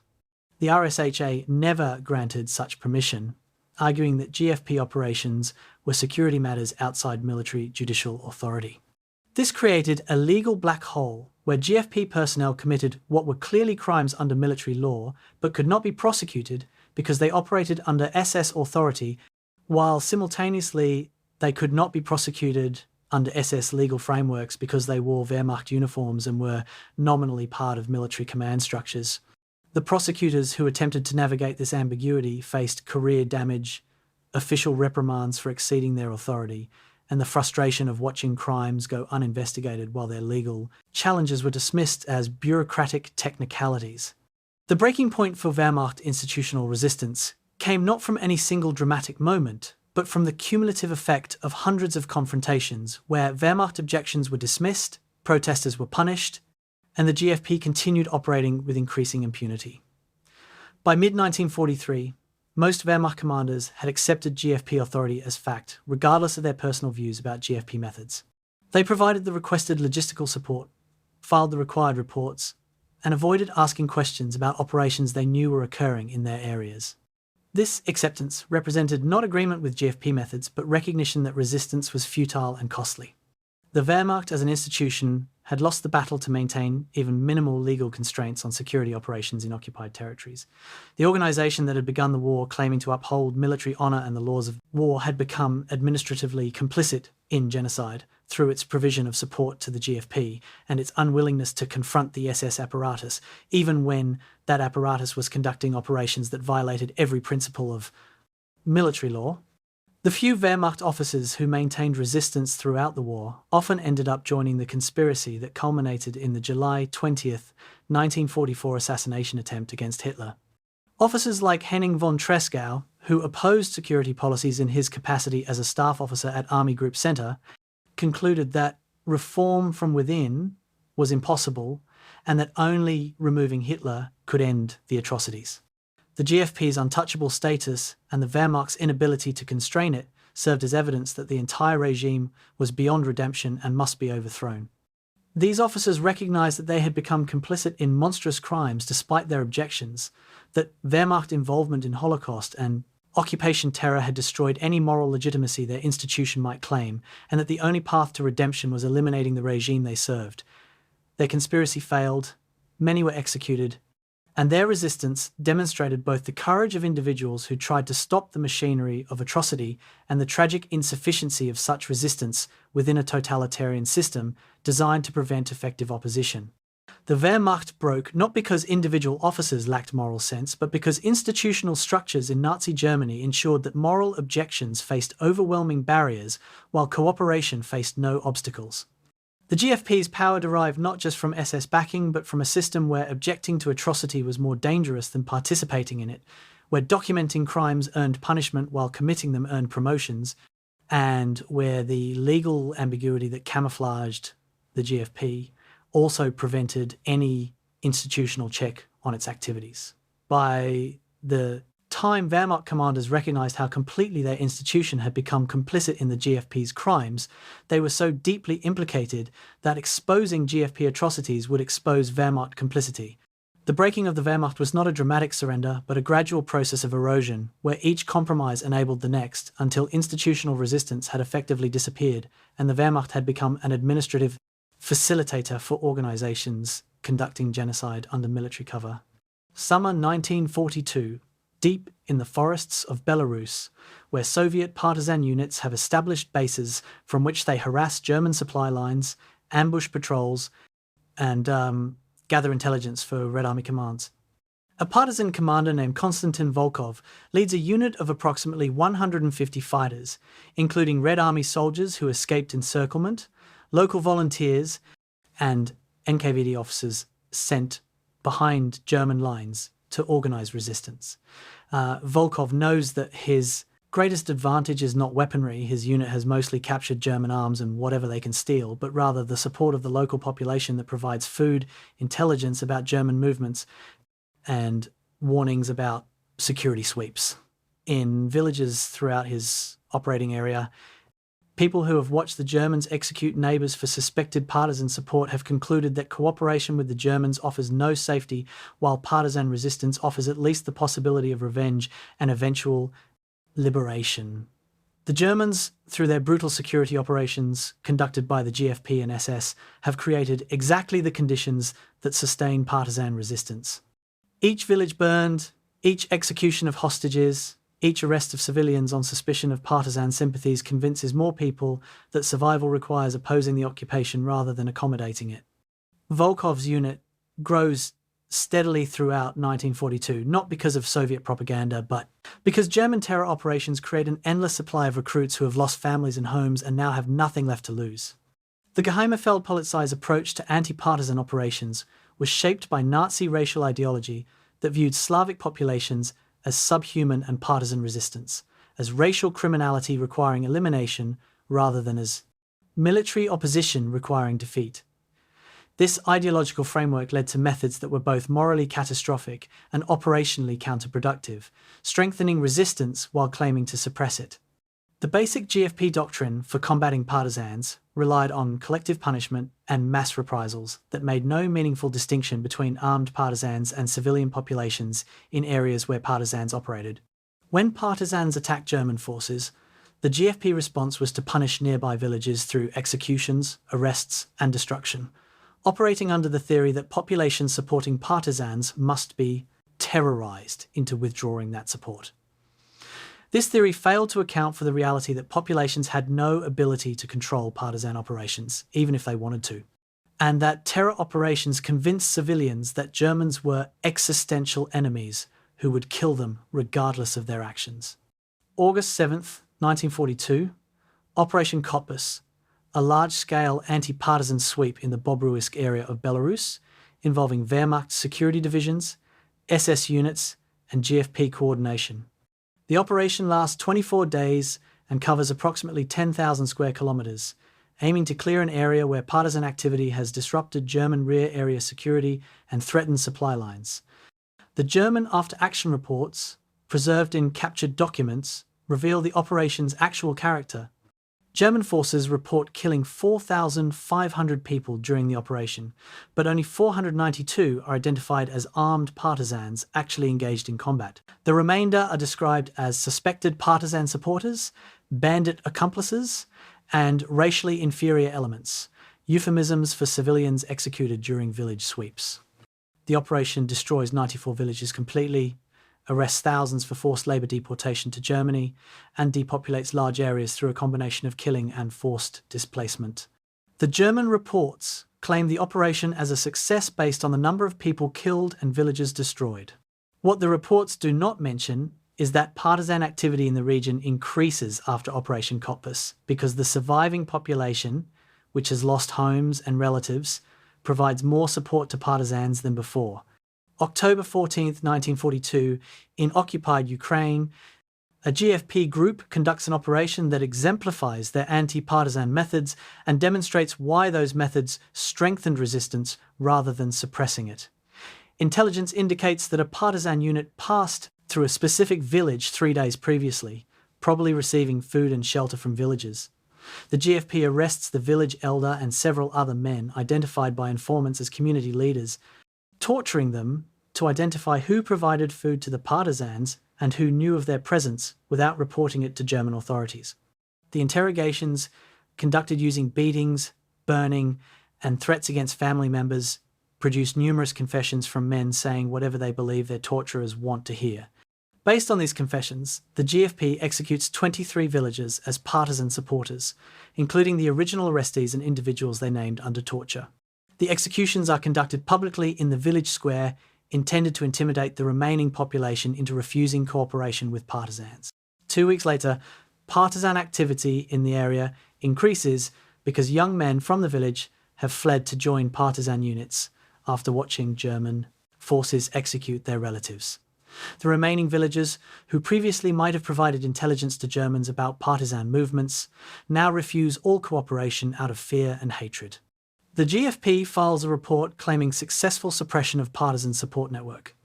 The partisan commander whose unit received food in the village files a report claiming successful recruitment of new fighters enraged by German atrocities. March 9th, 1943. In a partisan-controlled forest area where Soviet intelligence officers are analysing German anti-partisan tactics and developing countermeasures.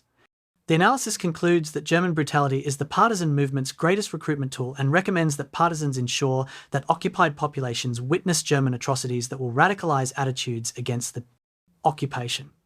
The Soviet analysts understand that GFP collective punishment policies create a strategic vulnerability. Every German atrocity produces more partisan recruits and deeper popular support for resistance. The recommendation is to conduct operations specifically designed to provoke German reprisals against villages, knowing that the German response will strengthen the partisan movement more than the partisan attack harmed German interests. This cynical calculation treats civilian populations as sacrificial elements in a larger strategic game, but it accurately assesses how GFP methods have made German occupation unsustainable. When partisans attack and Germans respond with collective punishment, civilians correctly conclude that neutrality offers no safety and survival requires opposing the occupation. The partisan movement grows not because Soviet ideology is persuasive, but because German terror convinces occupied populations that they are designated for extermination regardless of their actions. The scale of violence in anti-partisan operations conducted or coordinated by the Geheime Feldpolizei reached genocidal levels, with estimates suggesting 500,000 to 750,000 civilians killed in such operations across occupied Soviet territories. These figures are difficult to verify, precisely because GFP documentation was deliberately minimal and much of what existed was destroyed. But they are derived from Wehrmacht after-action reports, Soviet investigations after liberation, and demographic analyses showing massive population losses in areas where anti-partisan operations occurred. The GFP's role in these operations varied from direct participation in executions to intelligence coordination that identified target villages to logistical support for Wehrmacht and SS units conducting sweeps. In all cases, the GFP's professional intelligence capabilities made the operations more efficient and lethal than they would have been if conducted by military units without specialised security training.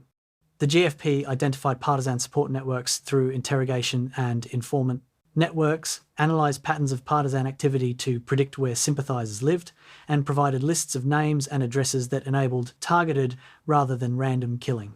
Reprisal ratios, the number of civilians executed in response to partisan attacks, varied but commonly reached 50 to 100 civilians killed for each German soldier killed by partisans. This ratio was not formally codified in all cases, but emerged as standard practice, communicated through informal channels and example. A partisan ambush killing 2 German soldiers would lead to a GFP-coordinated reprisal execution of 100 to 200 civilians from nearby villages, selected through processes that made minimal effort to establish actual connection to the attack. The ratios reflected Nazi racial ideology that viewed Slavic lives as worthless and believed that only disproportionate violence could intimidate populations considered racially inferior. The GFP officers implementing these policies seemed to genuinely believe that terror would achieve compliance, failing to recognize that terror beyond certain thresholds produces resistance rather than submission, because people who expect death regardless of their actions have nothing to lose by fighting. August 23rd, 1943, at Army Group Center headquarters, a Wehrmacht commander files a report that challenges the strategic logic of anti-partisan operations that the GFP has been coordinating for 2 years. The report analyzes partisan attack frequency and intensity over time, comparing areas where harsh reprisals have been implemented versus areas where Wehrmacht commanders attempted more discriminate security operations. The analysis shows that partisan attacks increase in frequency and intensity in areas where GFP-style collective punishment has been applied, while areas where Wehrmacht commanders tried to distinguish between partisans and civilians saw lower levels of partisan activity. The report argues that GFP methods are strategically counterproductive, that the Wehrmacht is creating enemies faster than it can kill them, and that occupation security would improve if security operations targeted actual partisans rather than terrorizing entire populations. The report is forwarded to OKW but achieves no change in policy because the fundamental issue is not military effectiveness but ideological objectives. The GFP's mission is not really to defeat partisans, but to depopulate territories designated for German colonization and to eliminate populations considered racially undesirable. From that perspective, the fact that terror operations strengthen partisan resistance is irrelevant. The populations being killed are targeted for elimination anyway, and partisan resistance simply provides justification for violence that would occur regardless. The methods employed in anti-partisan interrogations revealed the GFP's systematic use of torture as a standard investigative tool. Captured partisans and suspected sympathizers were subjected to beatings, burns, simulated drowning, electric shock, and torture of family members conducted in the presence of arrestees to break their resistance. These interrogations occurred in dedicated facilities that Wehrmacht units euphemistically called collection points, or in improvised interrogation centres established in commandeered buildings in occupied towns. The tortured individuals sometimes provided useful intelligence about partisan locations, command structures, and planned operations, but more often they confessed to whatever their interrogators suggested, named innocent people as collaborators to end their suffering, and provided false information that the GFP then acted upon with more arrests and executions. The unreliability of intelligence gained through torture was recognised by some GFP officers, but torture continued because its purpose was not solely intelligence gathering but also terror and punishment, demonstrating to populations what happened to those who resisted or were even suspected of resistance. The partisan war demonstrated that the Geheime Feldpolizei's professional competence in intelligence gathering could not overcome the strategic stupidity of their operational methods. They successfully infiltrated some partisan networks, captured some partisan commanders, and disrupted some operations through intelligence work that demonstrated real skill in espionage, signals intelligence, and informant handling. But these tactical successes were overwhelmed by the strategic failure of their terror-based approach that strengthened partisan movements, alienated populations, and made effective intelligence gathering progressively more difficult as civilians learned that cooperating with German forces was a death sentence, while supporting partisans offered at least the possibility of protection and revenge. By 1944, as Soviet forces began pushing German forces out of occupied territories, they liberated populations that were overwhelmingly hostile to the occupation and willing to provide intelligence about German positions, not because Soviet ideology had won hearts and minds, but because German terror had convinced occupied populations that the Germans were exterminationist enemies who left no option but resistance. The partisan war was not lost because the Wehrmacht lacked military capacity to defeat guerrilla forces, but because the GFP's methods ensured that defeating one partisan unit would create two more from the survivors and witnesses of the operation that killed the first. May 7th, 1945, in a small town in Czechoslovakia recently overrun by advancing American forces, Lieutenant James Patterson of the U.S. Army Counterintelligence Corps pushes open the door of an abandoned office building that local residents identified as a German security headquarters. The smell hits him first, a mixture of burned paper, chemicals, and something organic he tries not to identify. In the basement, he finds a partially destroyed filing system, thousands of documents that someone attempted to burn but abandoned when Allied forces approached too quickly. Patterson, a former district attorney from Philadelphia who speaks German fluently, begins sorting through charred pages that crumble at his touch. He finds execution lists with dates, locations, and methods of death meticulously recorded. He finds interrogation reports that describe torture techniques in clinical language.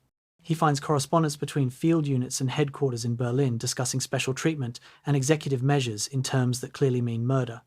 What troubles Patterson most is the letterhead on many documents. Wehrmacht administrative codes mixed with references to the RSHA, suggesting these are military records documenting operations that military commanders should have known about. He bags everything salvageable as evidence, not yet realizing that these scattered documents represent a tiny fraction of the GFP's actual activities and that most of the organization's records have already been destroyed beyond recovery. The systematic destruction of Geheime Feldpolizei documentation began in earnest in January 1945 as Soviet forces pushed into German territory from the east and Allied forces advanced from the west. The destruction was not panicked or hasty, but methodical and planned, reflecting the organization's understanding that their greatest vulnerability in the post-war period would be documentary evidence linking specific individuals to specific crimes. Orders went out from RSHA headquarters in Berlin to all GFP units, directing them to destroy personnel files, operational reports, and any documents identifying GFP members or describing their activities. The orders specified which types of documents had absolute priority for destruction: personnel records showing who served in the organization, execution lists with names and dates, interrogation reports describing methods used. Other documents were secondary priorities to be destroyed if time permitted. The hierarchy of destruction revealed what the organization considered most incriminating. Evidence that could connect individuals to the GFP was more important to destroy than evidence of what the GFP did, because without the former, proving who committed documented crimes would be nearly impossible. July 16th, 1945, in Nuremberg, where Allied prosecutors are beginning to assemble cases for the major war crimes trials that will become the most significant legal proceedings of the 20th century. Prosecutors have abundant evidence about SS Einsatzgruppen operations, with captured reports detailing mass shootings and providing statistics on victims. They have documentation of concentration camp operations, with meticulous German record-keeping, preserving details of deportations, selections, and deaths. They have evidence about Gestapo operations inside Germany, with arrest records and interrogation files that survived the war. But when prosecutors try to assemble information about the Geheime Feldpolizei, they discover a frustrating gap in the documentary record.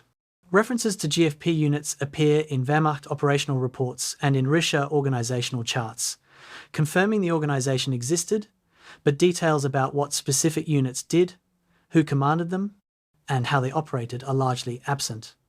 The prosecutors recognized that an organization operating throughout occupied Europe for 6 years must have committed numerous war crimes, but without documentation, building cases against individual GFP members will be extraordinarily difficult. The decision is made to focus prosecutorial resources on organizations where evidence is abundant rather than pursuing cases where evidence is sparse. This practical decision means that the GFP will largely escape the accountability that the Einsatzgruppen and Gestapo will face.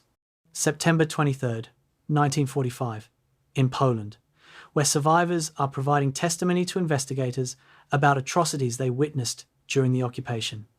A woman named Anna Kowalska describes men in Wehrmacht uniforms who came to her village in 1942, arrested her husband and 2 sons on suspicion of partisan support, and executed them after interrogation. She could hear from where she was being held.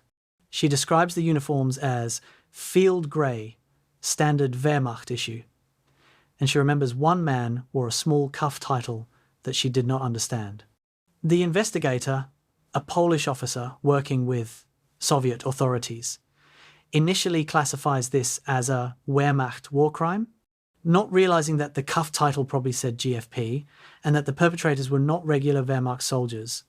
This confusion is repeated in thousands of witness statements across occupied Europe, where survivors correctly remember German security forces committing atrocities but cannot distinguish between the various organizations responsible.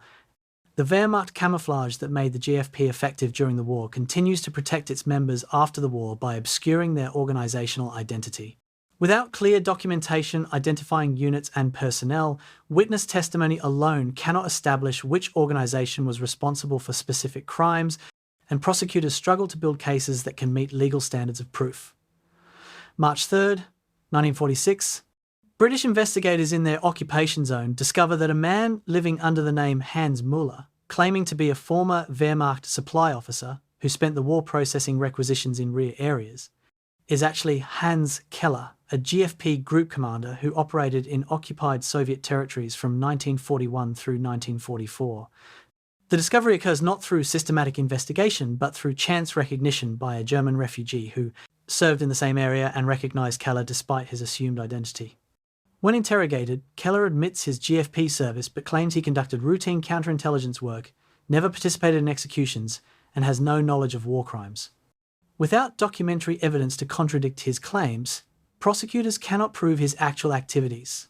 Keller is held as a potential war criminal, but eventually released in 1948 when prosecutors conclude they lack sufficient evidence to secure a conviction. His case exemplifies the problem facing Allied investigators.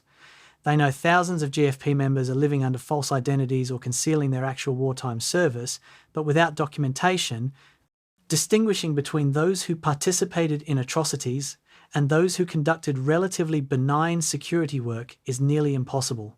The GFP's policy of minimal documentation protects guilty and innocent members alike by making it difficult to prove what anyone actually did. The evidence that survived document destruction provides a fragmentary but damning picture of GFP operations. Some operational reports were preserved in Wehrmacht archives because they were filed through military administrative channels, and GFP units did not have opportunity to retrieve and destroy them before Allied forces captured the facilities. These reports, written in bureaucratic language that obscures more than it reveals, nonetheless document thousands of executions characterized as security measures and anti-partisan operations. Scattered execution lists survived, sometimes only partially burned, preserving names of victims along with dates and locations of death. These lists rarely include details about evidence of crimes or circumstances of execution, confirming that people were being killed without meaningful investigation or trial. Witness testimony provides another category of evidence, though one that German courts in the Cold War period treated with skepticism, particularly when it came from Soviet or Polish sources, whose credibility was questioned on ideological grounds. Specific documented crimes, where GFP involvement can be proven beyond reasonable doubt, remain relatively rare compared to the organisation's actual scope of operations. The Oradour-sur-Glane massacre in France in June 1944, where 642 civilians were murdered, has disputed GFP involvement with some evidence suggesting advanced intelligence reconnaissance by GFP units, but execution primarily by Waffen-SS. Greek reprisal operations in 1943 and 1944, where entire villages were destroyed and inhabitants executed in response to partisan attacks, include documented GFP participation in intelligence, identification of target communities, and coordination of operations. Belarus village destructions during anti-partisan sweeps have been connected to specific GFP units through surviving Wehrmacht after action, reports that mention GFP coordination. But for every documented crime, historians estimate dozens or hundreds occurred that left no recoverable evidence. Destroyed villages, where even the names of victims were erased. Executions of people whose disappearance was never investigated because no one survived to report it. The legal problem of prosecuting GFP war crimes without adequate documentation troubled Allied prosecutors and became more significant as Cold War politics shifted West German government priorities away from pursuing Nazi criminals toward rebuilding and rearmament. Prosecuting individuals for war crimes requires proof beyond reasonable doubt that specific individuals committed specific acts. Witness testimony can provide that proof, but defense attorneys effectively challenged witness reliability, particularly when years had passed since the events and witnesses could not provide details that corroborated their accounts. Documentary evidence is more difficult to challenge, but the GFP's destruction of records meant such evidence rarely existed. The dual command structure created additional legal complications, as defendants could claim they were following orders without documentation existing to prove what orders they actually received or from whom. Individual GFP members could claim they never participated in executions or torture, only gathered intelligence or conducted administrative work, and prosecutors often could not disprove these claims without records showing what specific individuals actually did. The deliberate destruction of evidence constituted a final crime compounding all the others the Geheime Feldpolizei committed. International law prohibits destroying evidence of war crimes, but the prohibition is meaningless when the perpetrators succeed in destroying evidence before accountability can be enforced.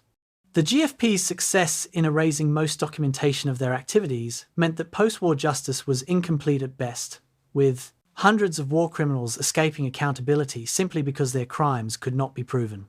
This outcome was not accidental but reflected conscious planning by an organization that understood from the beginning that their activities would be judged criminal if Germany lost the war.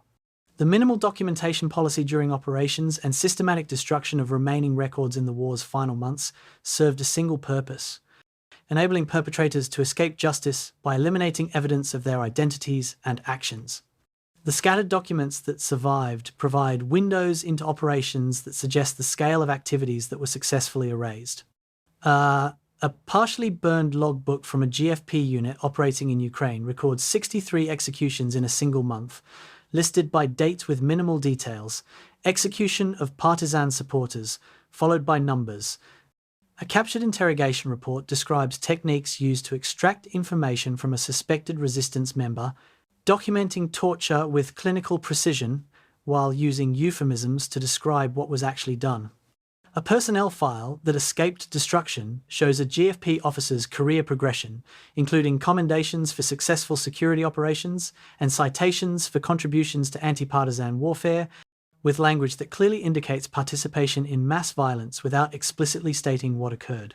These fragments allow historians to reconstruct some aspects of GFP operations and confirm what survivors described, but they represent a tiny fraction of the organization's actual activities across 6 years of occupation operations in a dozen countries. The question of what the destroyed documents contained and what they would reveal about GFP crimes remains unanswerable, a historical silence that serves the organization's final objective of escaping accountability. Without personnel files, determining who served in the GFP and in what capacity is difficult beyond the relatively small number whose service was documented elsewhere or who admitted it. Without operational reports, reconstructing what specific units did in specific locations requires relying on witness testimony and the few surviving Wehrmacht references to GFP operations. Without communication records, establishing chains of command and proving that specific orders came from specific commanders becomes nearly impossible. The destroyed documents would likely show systematic participation in the Holocaust, coordination of anti-partisan operations that killed hundreds of thousands of civilians, torture as standard interrogation practice, and a scope of criminal activity far beyond what surviving evidence can prove. They would name thousands of perpetrators who successfully concealed their service and lived out their lives without accountability. They would demonstrate in irrefutable detail what can now only be established through fragmentary evidence and inference, that the Geheime Feldpolizei was not primarily a security organization but an instrument of terror and genocide that operated throughout occupied Europe for the entire duration of the war. The success of the document destruction means that this knowledge exists as historical consensus supported by the evidence that survived, but it cannot be proven with the precision and completeness that justice requires. The GFP achieved in death what they achieved in life. They made themselves invisible, and their final crime of destroying evidence ensured that most of their previous crimes would never face full accounting. November 3rd, 1943, somewhere in occupied Belarus, 3 Geheime Feldpolizei officers sit in a commandeered farmhouse after conducting an anti-partisan operation that left a village destroyed and 47 civilians dead. These 3 men represent the spectrum of motivations and character types that populated the GFP's ranks, and understanding them requires looking beyond the uniforms and organisational structures to examine the individuals who chose to serve in this organisation and the choices they made once inside it. The first officer, Sturmbannführer Klaus Reinhardt, aged 34, volunteered for GFP service in 1940 after completing SS training at Bad Tölz. He is a true believer, a committed National Socialist who joined the party in 1929 and views his work as defending European civilization against Jewish Bolshevik subversion. He participated personally in today's executions, shooting several villagers himself and supervising the burning of homes suspected of harbouring partisan supplies. He feels no remorse, viewing the operation as successful elimination of racial enemies disguised as security work. The second officer, Hauptmann Friedrich Bauer, aged 37, transferred to the GFP from Berlin-Krippau in 1940, seeking career advancement and higher pay. He did not participate directly in executions today, but organised the operation, identified targets based on intelligence gathered through informants, and filed the report that will go to Berlin, describing the operation as successful anti-partisan action. He has rationalised his role as professional police work in difficult circumstances, focusing on the investigative aspects of his job while avoiding thinking too carefully about where his investigations lead. The third officer, Oberleutnant Werner Schmidt, age 41, was transferred from the Abwehr to the GFP in 1942 after the Abwehr began to be absorbed into RSHA structures. He participated in today's operation under protest, arguing unsuccessfully that the intelligence did not support targeting the entire village and that the operation would strengthen partisan recruitment. He has requested transfer to a regular Wehrmacht combat unit, knowing the request will damage his career and might be interpreted as insufficient commitment to security requirements. These 3 men will have very different post-war experiences reflecting their different levels of participation in and responsibility for GFP crimes. Klaus Reinhardt represents the ideologically committed GFP members who genuinely believed Nazi racial doctrine and viewed their work as righteous warfare against existential threats. Born in 1909 in Munich, Reinhardt joined the Nazi Party at age 20 during the period when the party was rebuilding after Hitler's release from prison following the failed beer hall putsch. He worked as a party organiser through the 1930s, impressing superiors with his commitment and organisational skills. When war began, he volunteered for SS service and was selected for officer training based on his party record and demonstrated loyalty. His selection for GFP posting in 1940 reflected the organisation's desire for ideologically reliable officers who would implement harsh policies without hesitation. Reinhardt's service record, partially preserved in captured documents, shows steady promotion through GFP ranks, multiple commendations for successful operations, and language in performance evaluations praising his commitment and reliability. His personal correspondence, some of which was captured and used as evidence in post-war investigations, reveals a man who described executions in letters to his wife using phrases like necessary measures against bandits and Jewish criminals, and who expressed pride in his contribution to securing occupied territories. Reinhardt's post-war trajectory exemplifies both the accountability that some GFP members faced and its limitations. He was captured by British forces in May 1945 while attempting to blend into power camps claiming to be a Wehrmacht logistics officer. His capture was largely accidental. A former POW recognised him and reported him to camp authorities. When interrogated, Reinhardt admitted GFP service but claimed he never participated in war crimes, conducting only routine security operations against armed partisans.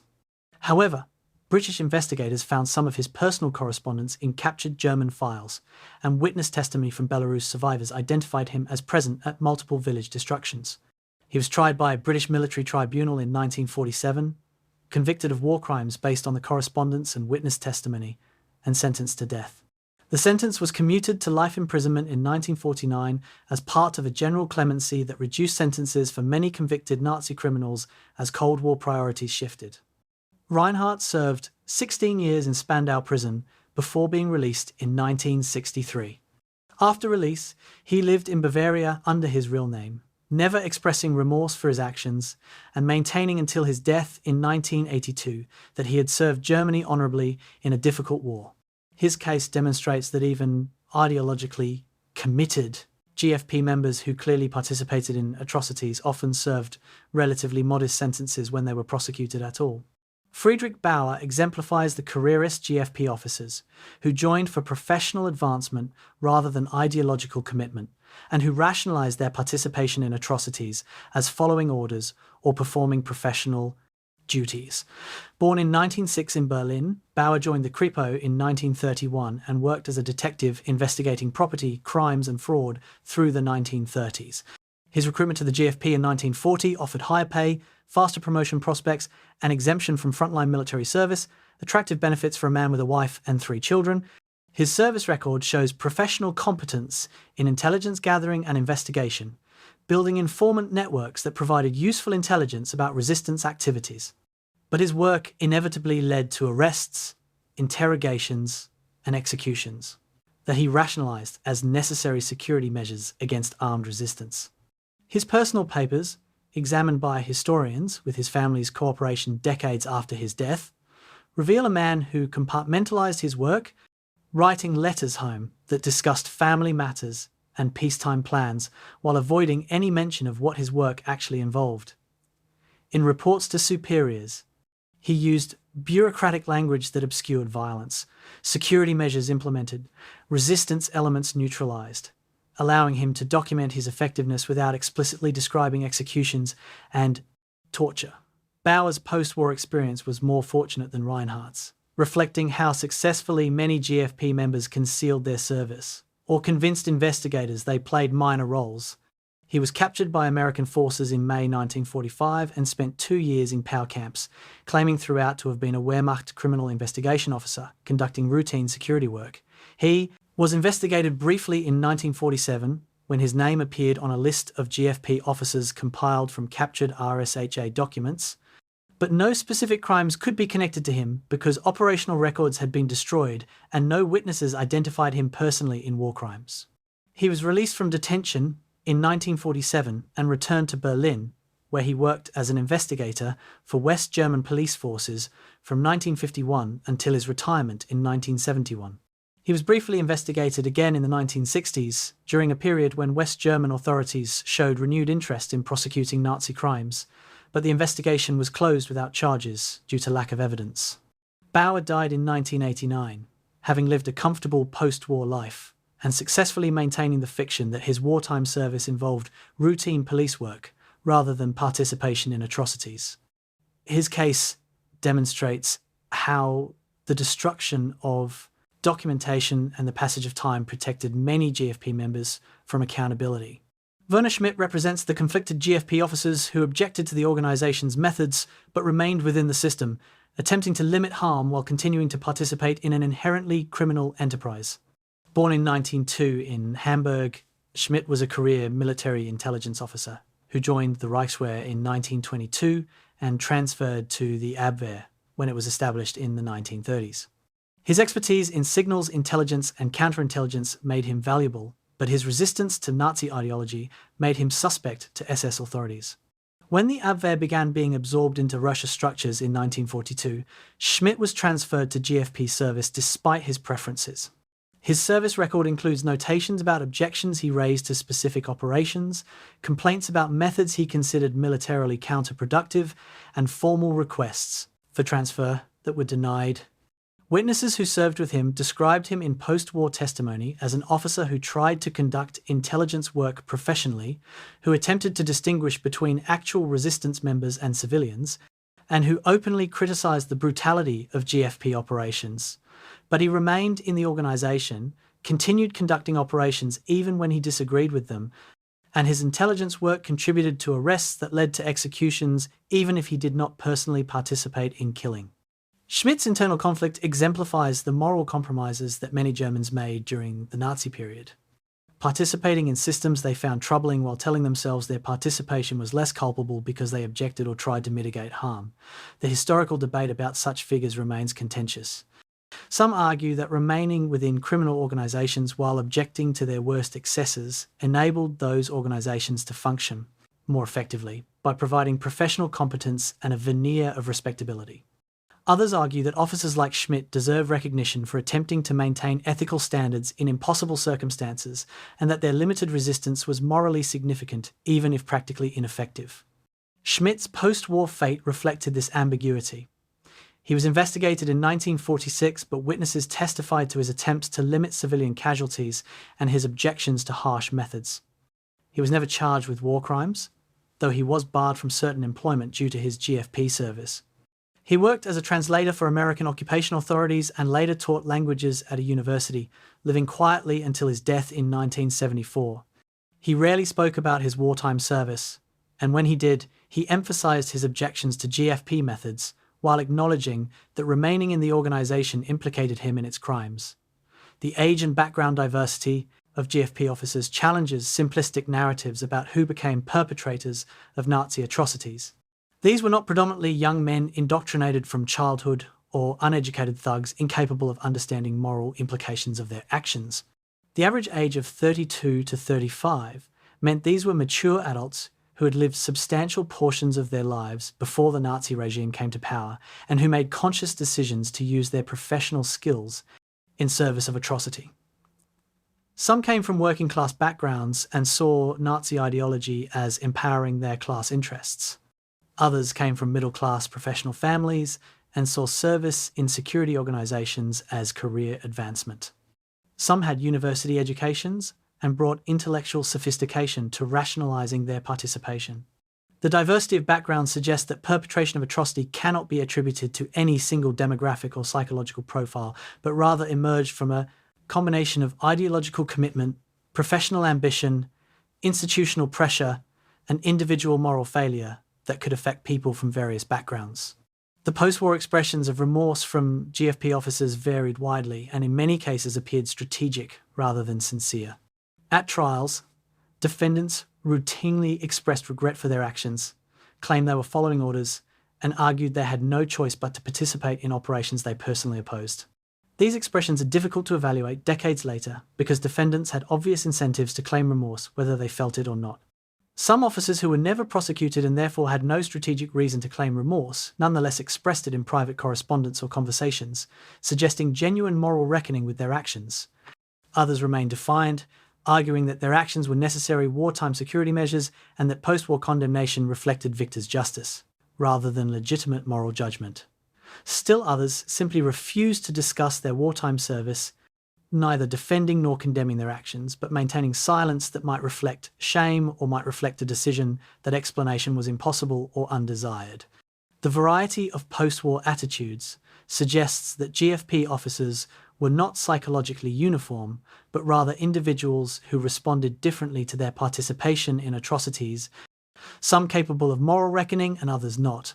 The survival strategies employed by GFP members after the war demonstrated both desperation and effectiveness. Destroying personal identification documents that showed GFP service was common and relatively simple. Claiming to have been regular Wehrmacht soldiers worked in many cases because Allied investigators initially did not understand the GFP's distinct identity, and because many POW camps did not systematically check military records against RSHA organizational charts. Fleeing to South America attracted some high-profile fugitives who feared prosecution and had resources to emigrate, though most GFP members remained in Germany and successfully blended into civilian life. Some provided intelligence to Allied authorities about Soviet operations in exchange for immunity or clemency, offering their expertise in counterintelligence as a commodity valuable enough to trade for protection from prosecution. The most successful survival strategy, employed by hundreds or thousands of former GFP officers, was simply to conceal their service, destroy any evidence linking them to the organization, and live quietly, betting correctly that the passage of time and the destruction of documentation would make prosecution increasingly unlikely. The men behind the uniforms remain difficult to understand fully because the documentary record is thin, and survivors' accounts understandably focus on crimes rather than perpetrators' interior lives. What emerges from the available evidence is a picture of diverse individuals united by their willingness to use professional skills in service of an organization conducting atrocities. Some were fanatics who believed genuinely in Nazi ideology. Others were careerists who participated for advancement. Some tried to maintain ethical boundaries while remaining complicit in a criminal system. But all made choices, repeatedly over time, that enabled the Geheime Feldpolizei to function as an instrument of terror and genocide. Understanding their motivations does not excuse their actions, but it illuminates how ordinary professionals with diverse backgrounds can become perpetrators of extraordinary evil when institutional structures remove legal constraints, provide ideological justification, reward participation, and punish dissent.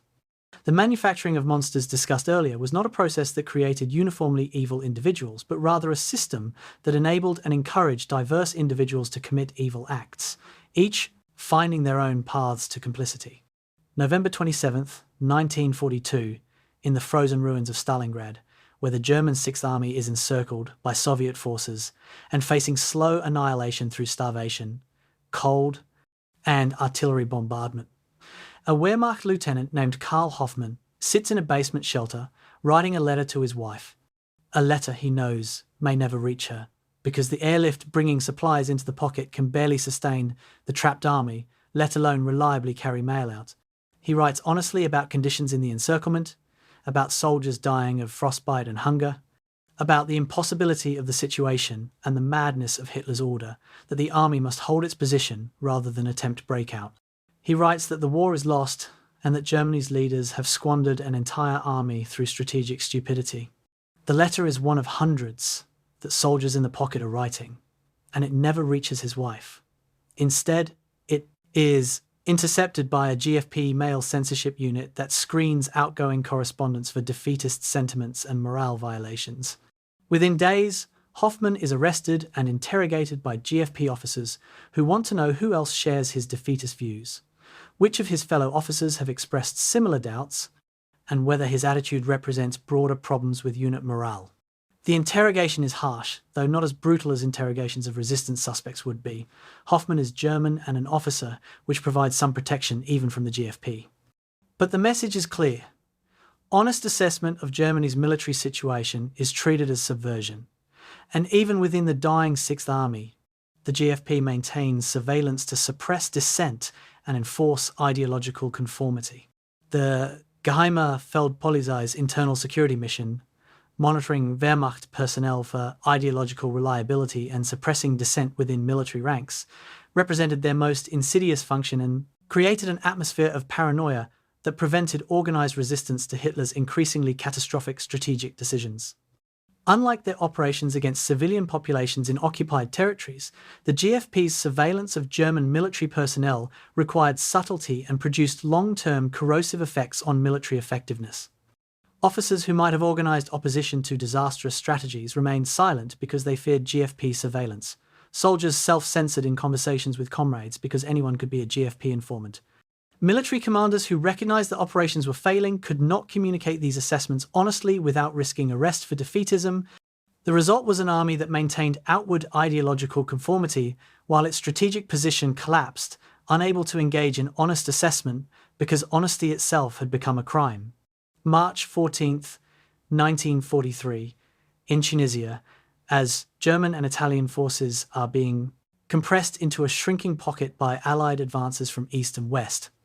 Wehrmacht officers returning from Allied captivity after being captured in earlier operations are processed through interrogation centres where GFP units screen them for evidence that their morale has been compromised by contact with the enemy. The interrogations focus less on military intelligence about Allied capabilities and more on assessing whether the returned officers have been psychologically damaged by capture, whether they express defeatist sentiments to Allied interrogators, and whether they seem insufficiently committed to continuing the war despite the evidence of Allied material superiority they witnessed while imprisoned. Officers who show signs of what the GFP considers morale problems are not returned to combat commands, but instead are assigned to rear area posts where their contaminated attitudes will not spread to troops. The policy assumes that realistic assessment of Allied strength is a form of ideological weakness rather than necessary military intelligence, and it ensures that commanders who might benefit from honest reports about enemy capabilities instead receive filtered information that supports official optimism regardless of battlefield reality. December 8th, 1943, in occupied France, a Wehrmacht officer named Major Hans Dietrich makes the catastrophic mistake of speaking candidly with a trusted friend about his doubts regarding Germany's ability to win the war. The conversation occurs in private quarters, away from other personnel, between two officers who have known each other since before the war. Dietrich discusses the strategic situation on the Eastern Front, where German forces are in retreat following the disaster at Kursk, the Allied bombing campaign that is destroying German industrial capacity, and the impossibility of defending against invasion on multiple fronts simultaneously. His friend listens sympathetically and says nothing to contradict Dietrich's analysis. 3 days later, Dietrich is arrested by the GFP. His friend was a GFP informant who reported the conversation as evidence of defeatism and undermining of fighting spirit. Dietrich is interrogated about who else he has shared these views with, whether he is part of a defeatist network among officers, and what has caused his loss of faith in final victory. He is not tortured in the sense that captured resistance fighters are tortured, but the interrogation is psychologically brutal, lasting hours over multiple days, designed to break his resistance and force him to identify other officers with similar doubts. Eventually, Dietrich is convicted by a special military court of undermining military morale and sentenced to transfer to a punishment battalion on the Eastern Front, a sentence that is effectively a death sentence, given the casualty rates in such units. The informant networks that the Geheime Feldpolizei cultivated within Wehrmacht ranks represented one of the organization's most corrosive effects on military cohesion and effectiveness. Informants were recruited through various means. Some were committed National Socialists who genuinely believed reporting defeatist sentiment was patriotic duty. Some were careerists who provided information to advance their own positions. Some were compromised individuals who cooperated to avoid prosecution for other offences. The GFP particularly targeted NCOs as informants because they had access to soldier sentiment while being less visible than officers. A sergeant who reported conversations among his men faced little social consequence because soldiers assumed he was simply maintaining discipline, while his reports to the GFP provided valuable intelligence about morale problems. Officers who served as informants were more carefully protected because exposure would destroy their ability to command, but they provided information about their peers' private opinions and strategic doubts that would never appear in official reports. The network created an atmosphere where no one could be fully trusted, where even private conversations carried risk of denunciation, and where honest communication about military realities became dangerous. February 3rd, 1944, on the Eastern Front, as German forces conduct a fighting retreat attempting to establish defensive lines that will slow Soviet advances. A GFP unit attached to an army group headquarters conducts what it describes as loyalty investigations of the entire officer corps in the sector, examining officers' backgrounds, political reliability, and commitment to National Socialist principles. The investigation is framed as preparation for the expected major Soviet offensive in spring, ensuring that commands are held by ideologically reliable officers who will not waver in crisis. In practice, the investigation serves to intimidate officers who might be contemplating organised resistance to Hitler's leadership or who have expressed doubts about current strategy. Officers are interviewed about their political views, their connections to aristocratic families that the regime views with suspicion, and their opinions about party leadership of military operations. The investigation identifies several officers as potentially unreliable, leading to their transfer to less critical positions. More importantly, the investigation sends a message that the GFP is watching, that political reliability matters more than military competence, and that officers should focus on demonstrating loyalty rather than winning battles. Male censorship represented another dimension of GFP surveillance that affected hundreds of thousands of soldiers and officers throughout the war. All mail sent from Wehrmacht units was subject to censorship, ostensibly to prevent operational information from reaching enemy intelligence, but the GFP used censorship primarily to monitor morale and identify dissent. Letters that expressed defeatist sentiments, criticised leadership, or described conditions honestly when those conditions reflected poorly on the regime were flagged and their authors identified for investigation. The scope of censorship was enormous, with millions of letters processed monthly by censorship stations operated by the GFP and other military postal services.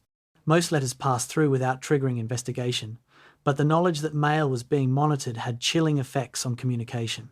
Soldiers learned to write letters that were optimistic regardless of actual conditions, that avoided criticism even when criticism was justified, and that maintained fiction of impending victory even as armies retreated.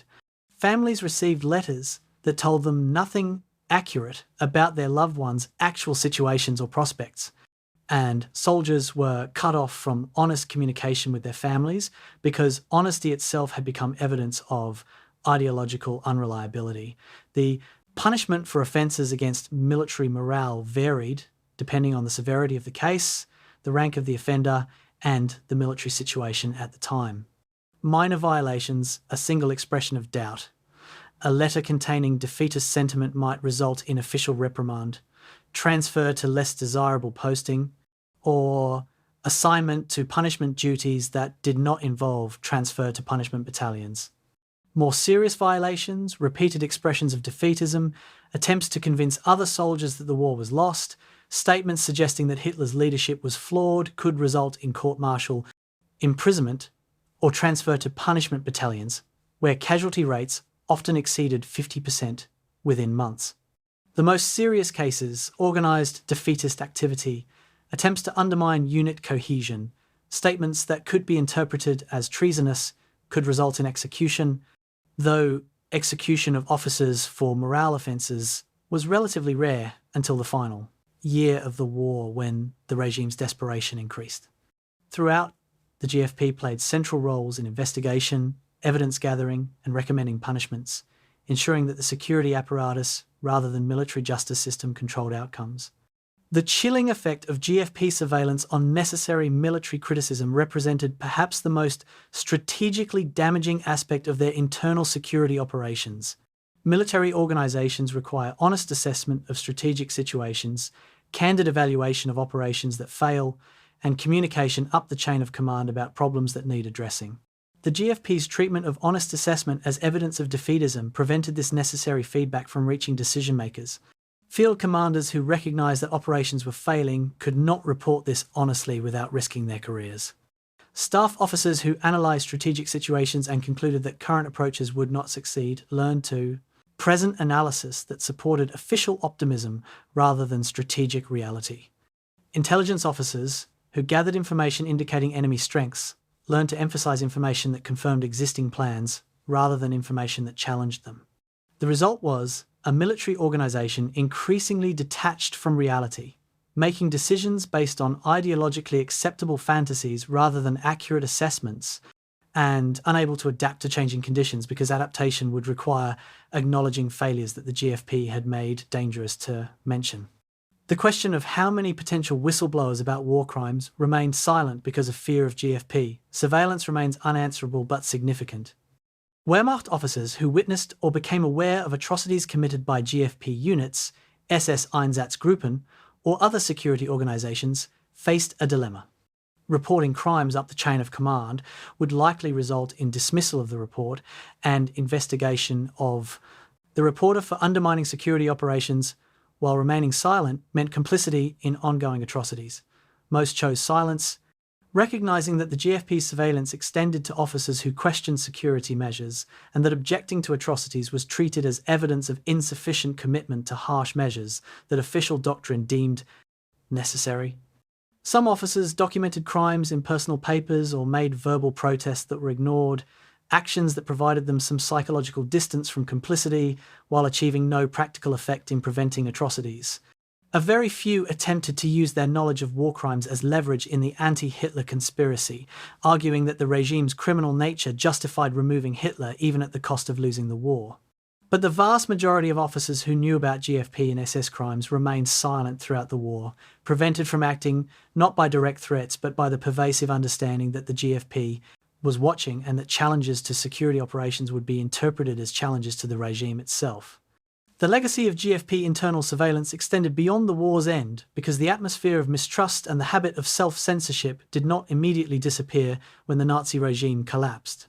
Wehrmacht veterans who discussed the war in post-war years often avoided talking about the internal surveillance they had experienced, because acknowledging it meant admitting how thoroughly the military had been penetrated by political police. The reluctance to discuss GFP surveillance contributed to post-war myths about the Wehrmacht as a professional military organization distinct from Nazi security apparatus, myths that obscured how deeply the SS had penetrated military structures and how effectively the GFP had suppressed dissent within military ranks. Understanding the GFP's internal security mission is essential to understanding why Wehrmacht organized resistance to Hitler remained minimal until July 1944, despite growing evidence that his leadership was destroying the German military, and why even that resistance was so easily suppressed. The Geheime Feldpolizei made organized military resistance nearly impossible by ensuring that potential conspirators could not trust their colleagues, could not communicate freely about their concerns, and faced investigation and punishment for expressing the doubts that might have organized into effective opposition. July 21st, 1944, in occupied Belarus, as Soviet forces of Operation Bagration smash through German defensive lines and encircle entire Wehrmacht divisions in the war's most catastrophic defeat since Stalingrad. A GFP group commander named Otto Brandt receives urgent orders that represent a fundamental shift in his unit's mission. They are to immediately execute any witnesses who could testify about GFP operations in Belarus over the previous 3 years, destroy all documentation that could connect personnel to war crimes, and eliminate any evidence that could be used against the organization in post-war accounting. The orders acknowledge implicitly what has been obvious for months: Germany is losing the war and the perpetrators will face justice unless they can erase evidence of their crimes. Brandt's unit has been conducting security operations in Belarus since 1941, participating in anti-partisan sweeps that killed thousands of civilians, operating torture facilities where resistance suspects were interrogated, and coordinating with Einsatzgruppen in operations against Jewish populations. Now, as Soviet forces approach and the sounds of artillery grow louder each day, the mission becomes covering tracks rather than continuing operations. Brandt orders his men to execute prisoners being held for interrogation rather than leaving them to be liberated by Soviet forces who would interview them about their captors. He oversees the burning of buildings where interrogations occurred, destroying physical evidence of torture and execution. He watches personnel files turn to ash in oil drums, erasing the identities of men who served in his unit. The work takes days while the tactical situation deteriorates. Wehrmacht forces retreat through his area, and Soviet reconnaissance units probe closer. By the time Brandt's unit withdraws on July 25th, they have successfully eliminated most evidence of their presence and activities in the region. The retreat operations conducted by Geheime Feldpolizei units across Eastern Europe in 1944 and early 1945 followed similar patterns of systematic witness elimination and evidence destruction. As military fronts collapsed and Soviet forces advanced, GFP units shifted from occupation security to erasure of their occupation activities. Prisoners held in GFP detention facilities were executed rather than released or transferred because their testimony about interrogation methods and treatment would be damning. Local informants who had cooperated with the GFP were often executed as well, both to prevent them from providing information to Soviet authorities and to eliminate people whose testimony might reveal the scope of GFP informant networks and intelligence operations. Buildings that had served as GFP headquarters, interrogation centres, or execution sites were burned when possible, destroying physical evidence including bloodstains, torture implements, and structural modifications made to facilitate detention. The systematic elimination of evidence occurred even as military situations became desperate and resources were critically needed for actual combat operations, indicating that the organization's leadership viewed covering their crimes as equally important to fighting the Red Army. September 9th, 1944, in the Baltic states, as German forces conduct fighting withdrawal toward defensive lines. In East Prussia, a GFP unit executes suspected collaborators and their families during the chaotic retreat, killing people who had cooperated with German occupation authorities and who might face Soviet retribution. The logic is perverse, but internally consistent from the GFP perspective. If these collaborators are captured by advancing Soviet forces, they will be interrogated about their cooperation with German authorities and will necessarily reveal information about GFP operations, organizational structure, and personnel identities in attempts to mitigate their own culpability. Eliminating them preemptively removes potential sources of information that Soviet intelligence will exploit. The executions are conducted hastily without the formal procedures that characterized earlier GFP operations when time and security allowed. There are no interrogation reports, no documentation of evidence, no careful record keeping. People are simply shot and left in ditches or burned buildings, their deaths lost in the larger chaos of military retreat. The absence of documentation is not oversight but policy. The entire purpose is to eliminate witnesses while leaving no record that the GFP was responsible for their elimination. December 6, 1944, in Hungary, where the Red Army is advancing toward Budapest and the German-Hungarian alliance is collapsing as Hungarian leaders seek ways to exit the war. A GFP unit arrests several Hungarian officers suspected of preparing to defect to Soviet forces or to participate in armistice negotiations with the Allies. The arrests represent the GFP's last-ditch effort to hold together the crumbling alliance system through terror, preventing Hungarian defection through the threat of German security forces. The arrested officers are interrogated using methods perfected over 5 years of occupation operations, tortured for information about who else in the Hungarian military and government is wavering in their commitment to continuing the war. Some are executed as examples, their bodies left in public locations where Hungarian officials will find them and understand the message. Others are released after interrogation, with warnings that their families will suffer if they do not remain loyal. The operations are strategically pointless. Hungary will exit the war regardless of what the GFP does, but they continue because the organization has no other function and because the machinery of terror, once established, operates according to its own logic regardless of whether it serves any useful purpose. March 7th, 1945, inside Germany as Allied forces cross the Rhine in the west and Soviet forces approach Berlin from the east. The Geheime Feldpolizei begins conducting what later historians will call flying courts-martial, roving execution squads that hang German civilians suspected of displaying white flags, removing Nazi party insignia, or otherwise indicating willingness to surrender rather than fight to the last. The operations represent the final perversion of the GFP's mission, turning inward against the German population that the organization was theoretically created to protect. Hitler has issued orders that any German showing cowardice or defeatism should be executed immediately, and the GFP interprets these orders broadly, hanging civilians from lampposts and trees with signs around their necks identifying them as traitors and cowards.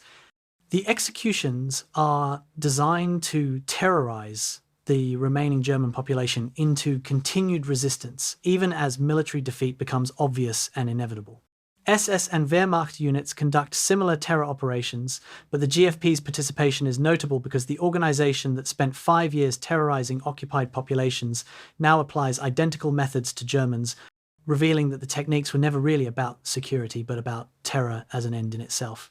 The organizational collapse of the Geheime Feldpolizei occurred gradually as military defeat became certain and individual members began prioritizing their own survival over organizational cohesion.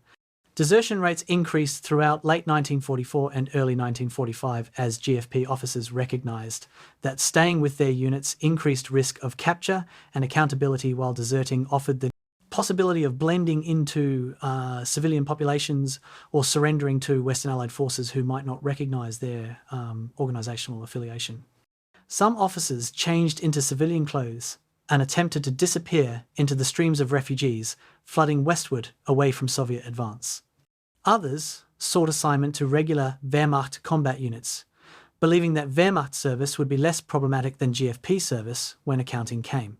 Still others remained with their units to the end out of commitment to the organization, fear of being branded deserters, or simply because they had nowhere else to go. The High Command's efforts to maintain organizational cohesion through appeals to duty and threats against deserters became progressively less effective as the military situation deteriorated and individual survival instinct overwhelmed. Institutional loyalty. The final brutality that characterized GFP operations in the war's last months reflected both the desperation of the regime and the final abandonment of even the pretense that the organization conducted legitimate security operations. Increased use of immediate execution without interrogation became standard because time pressures of retreat and collapse made even minimal investigation impossible. Documentation decreased to virtually nothing as units destroyed records and stopped creating new ones, recognizing that documentation would only serve as evidence in post-war trials. Violence became more indiscriminate as the categories of enemies expanded to include effectively anyone whose behavior or attitude could be interpreted as defeatist. The organizational culture that had enabled systematic atrocity for 5 years now produced random violence as the organization died, individual members striking out without direction or purpose beyond inflicting suffering on populations that could no longer be controlled. The final orders that Hitler issued regarding GFP operations created execution squads operating behind German lines against German military personnel, completing the organization's transformation from occupation security to terror weapon against its own society. The orders authorized GFP units to execute any Wehrmacht personnel showing cowardice, any officers considered insufficiently aggressive in combat, any soldiers attempting to surrender rather than fight to the last. The logic was that if the German people and military would not voluntarily fight to complete destruction, they must be terrorized into doing so, and the GFP would provide that terror.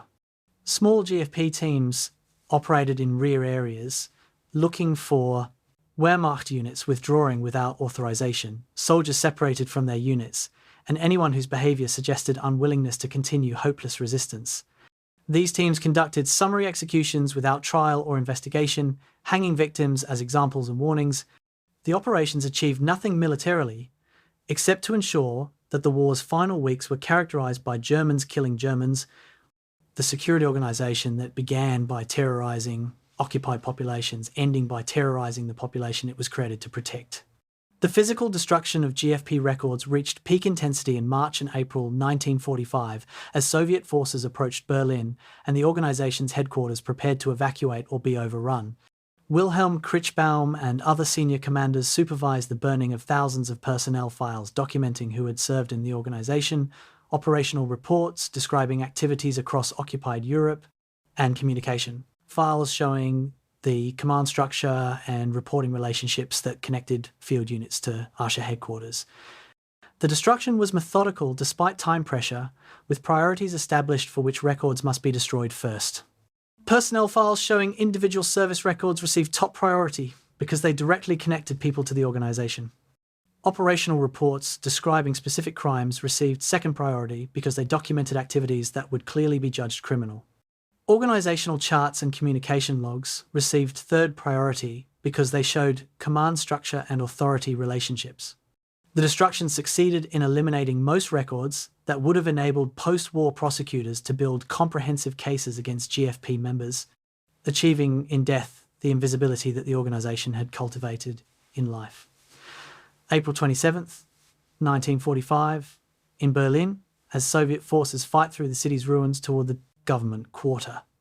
The few remaining GFP personnel at headquarters abandon their posts and attempt to escape through Soviet encirclement toward American or British lines in the west. Some succeed in fighting or sneaking through Soviet lines, often by discarding uniforms and posing as civilian refugees. Others are captured by Soviet forces who show little mercy to security personnel, executing some immediately and sending others to camps in the Soviet Union where few survive. Still others die in Berlin's final battles, killed by Soviet fire or in the general chaos of the city's fall. The organization that once numbered 6,000 to 8,000 personnel deployed across 640 field units dissolves into scattered individuals focused entirely on personal survival. There is no formal dissolution order, no final formation where the organization's flag is furled, no ceremonial end. The Geheime Feldpolizei simply ceases to exist as an organization, its members scattering to individual fates, while the evidence of their collective crimes smoulders in the ruins they leave behind. The question of why the Geheime Feldpolizei became more brutal rather than less, as defeat became inevitable, troubles historians and psychologists who study perpetrator behavior. One explanation is that the organization attracted and promoted individuals whose psychological profiles included sadistic tendencies that intensified under stress rather than moderating. Another explanation is that recognition of inevitable defeat removed whatever remaining restraint had existed, an attitude of nothing matters now, so we might as well continue doing what we know how to do. Some perpetrators may have believed that committing more crimes would somehow dilute individual responsibility, that if everyone is guilty of everything, then no one can be held specifically accountable. Others may have been eliminating witnesses systematically, understanding that people who could testify about earlier Crimes must be killed to prevent that testimony from occurring. The final desperation of a regime in collapse may have produced escalation simply through loss of organisational coherence and command control, with individual units and officers acting without guidance based on their own judgment about what their mission required. Whatever the explanation, the pattern was clear. The GFP did not moderate its violence as defeat approached, but rather intensified it, ensuring that the organisation's final months were characterised by atrocities at least as severe as anything committed during the period when German victory seemed possible. The collapse of the Geheime Feldpolizei revealed that the organisation had been held together more by opportunity to commit violence with impunity than by any genuine institutional loyalty or ideological commitment. When victory seemed possible and the organisation operated with unlimited authority, cohesion remained strong because members benefited from their positions. When defeat became certain and accountability became likely, cohesion collapsed because individual survival required abandoning the organisation and obscuring connection to it. The pattern suggests that the GFP was never really an institution with shared values and commitment, but rather a temporary coalition of individuals who cooperated to exploit opportunities for violence and personal advancement that the Nazi regime provided.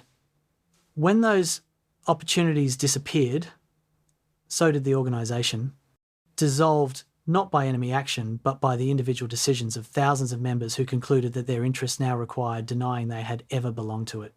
The successful dissolution demonstrates that perpetrators of atrocity often understand perfectly well that their actions are criminal and that what appears as fanatical commitment during periods of power reveals itself as simple opportunism once power ends and accountability approaches. July 20th, 1944, 1830 hours in Berlin, as news of the failed assassination attempt on Adolf Hitler begins spreading through government and military headquarters. Before most Wehrmacht commanders even know that a bomb exploded at the Wolfschanze, Hitler's headquarters in East Prussia, before the conspiracy's scope is understood, Geheime Feldpolizei units throughout occupied Europe and inside Germany receive activation orders through RSHA channels.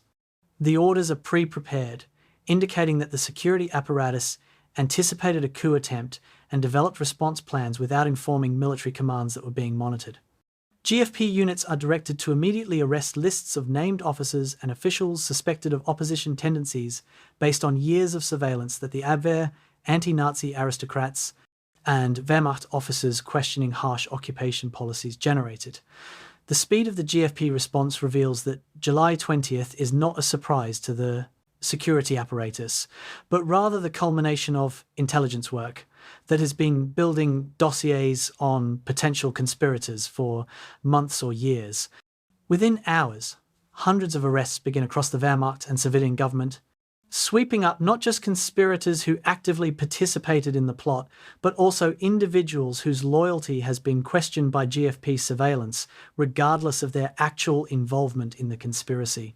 The investigation that the Geheime Feldpolizei conducted after the July 20th plot represented the culmination of everything they had learned about surveillance, interrogation, and terror over 5 years of occupation operations.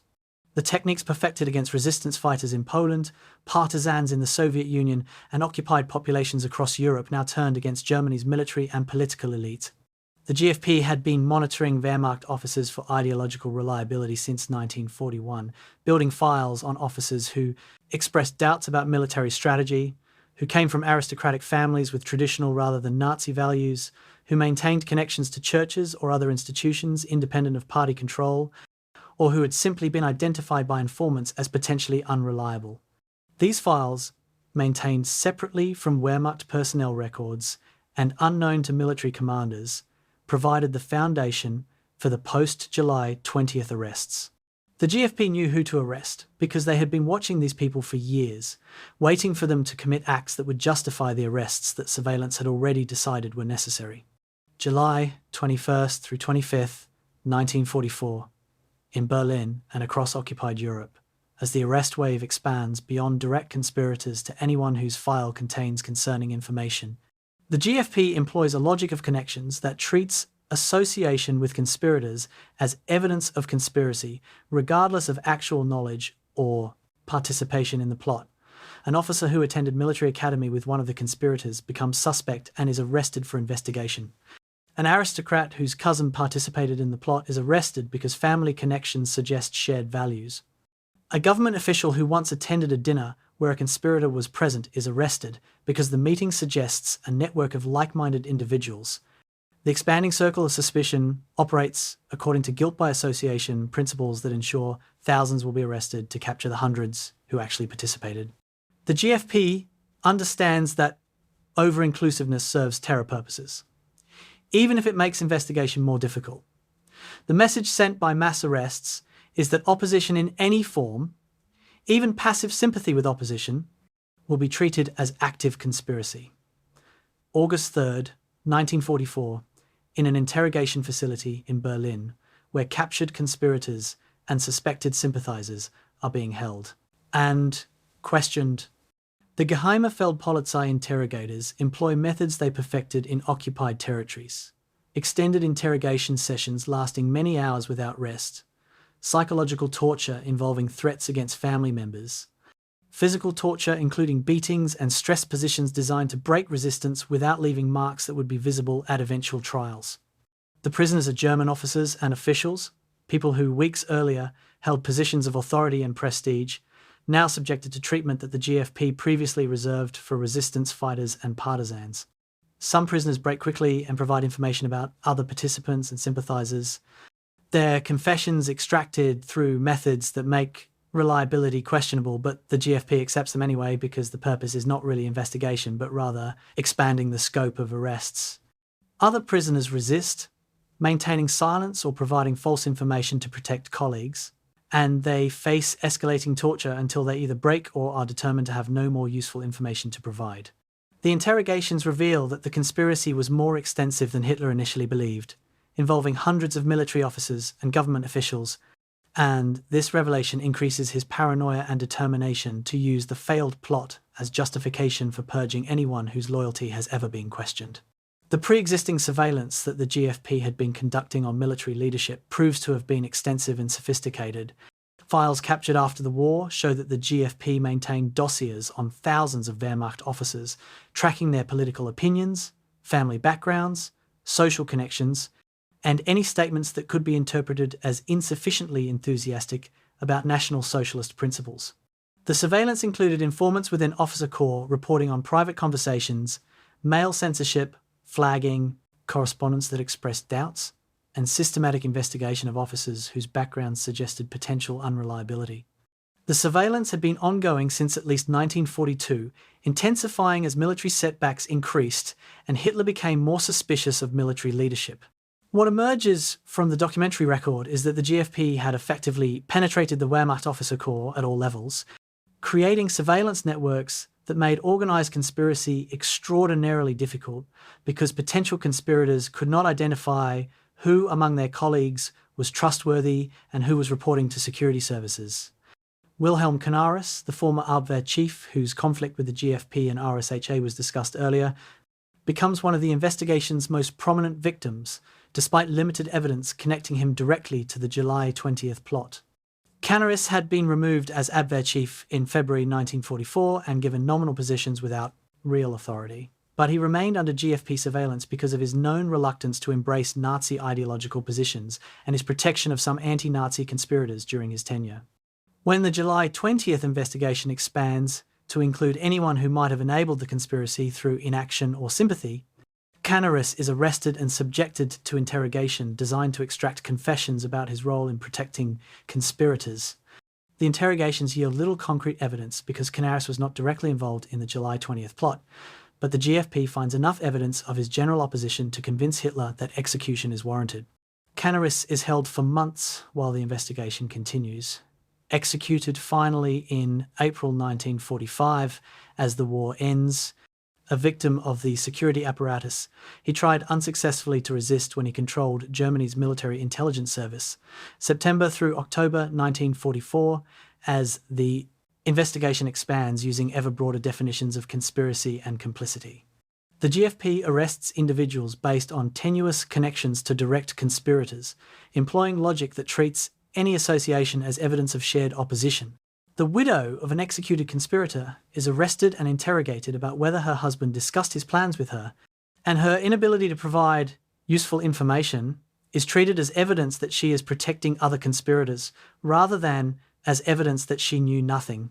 The cousin of a conspirator is arrested because family relationship suggests possible shared political views, and his protests that he had no knowledge of the plot are dismissed as attempts to conceal conspiracy.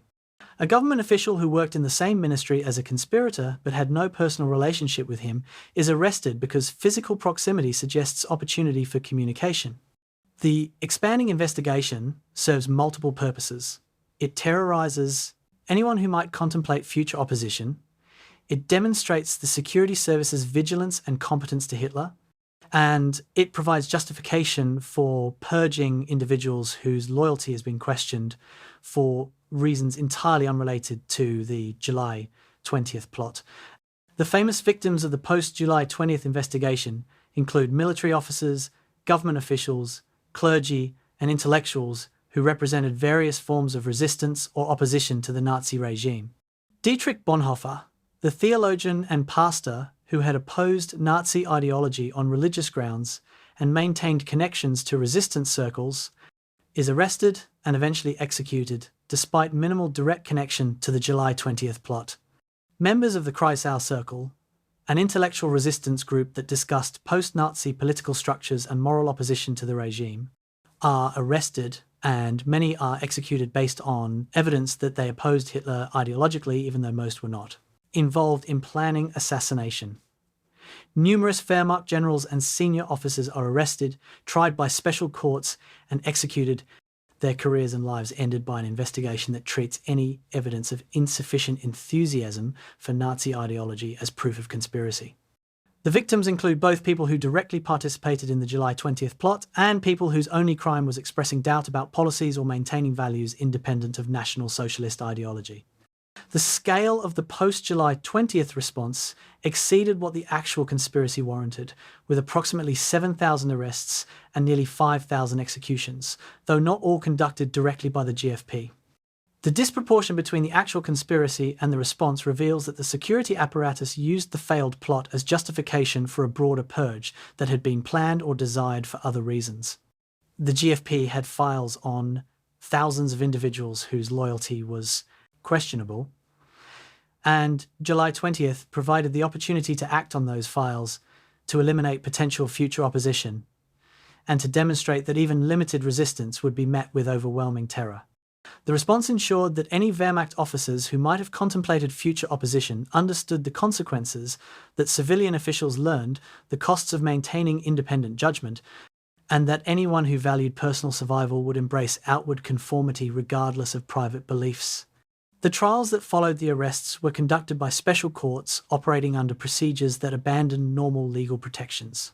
The People's Court, presided over by the fanatical Nazi judge Roland Freisler, conducted show trials designed to humiliate defendants and demonstrate the consequences of opposition.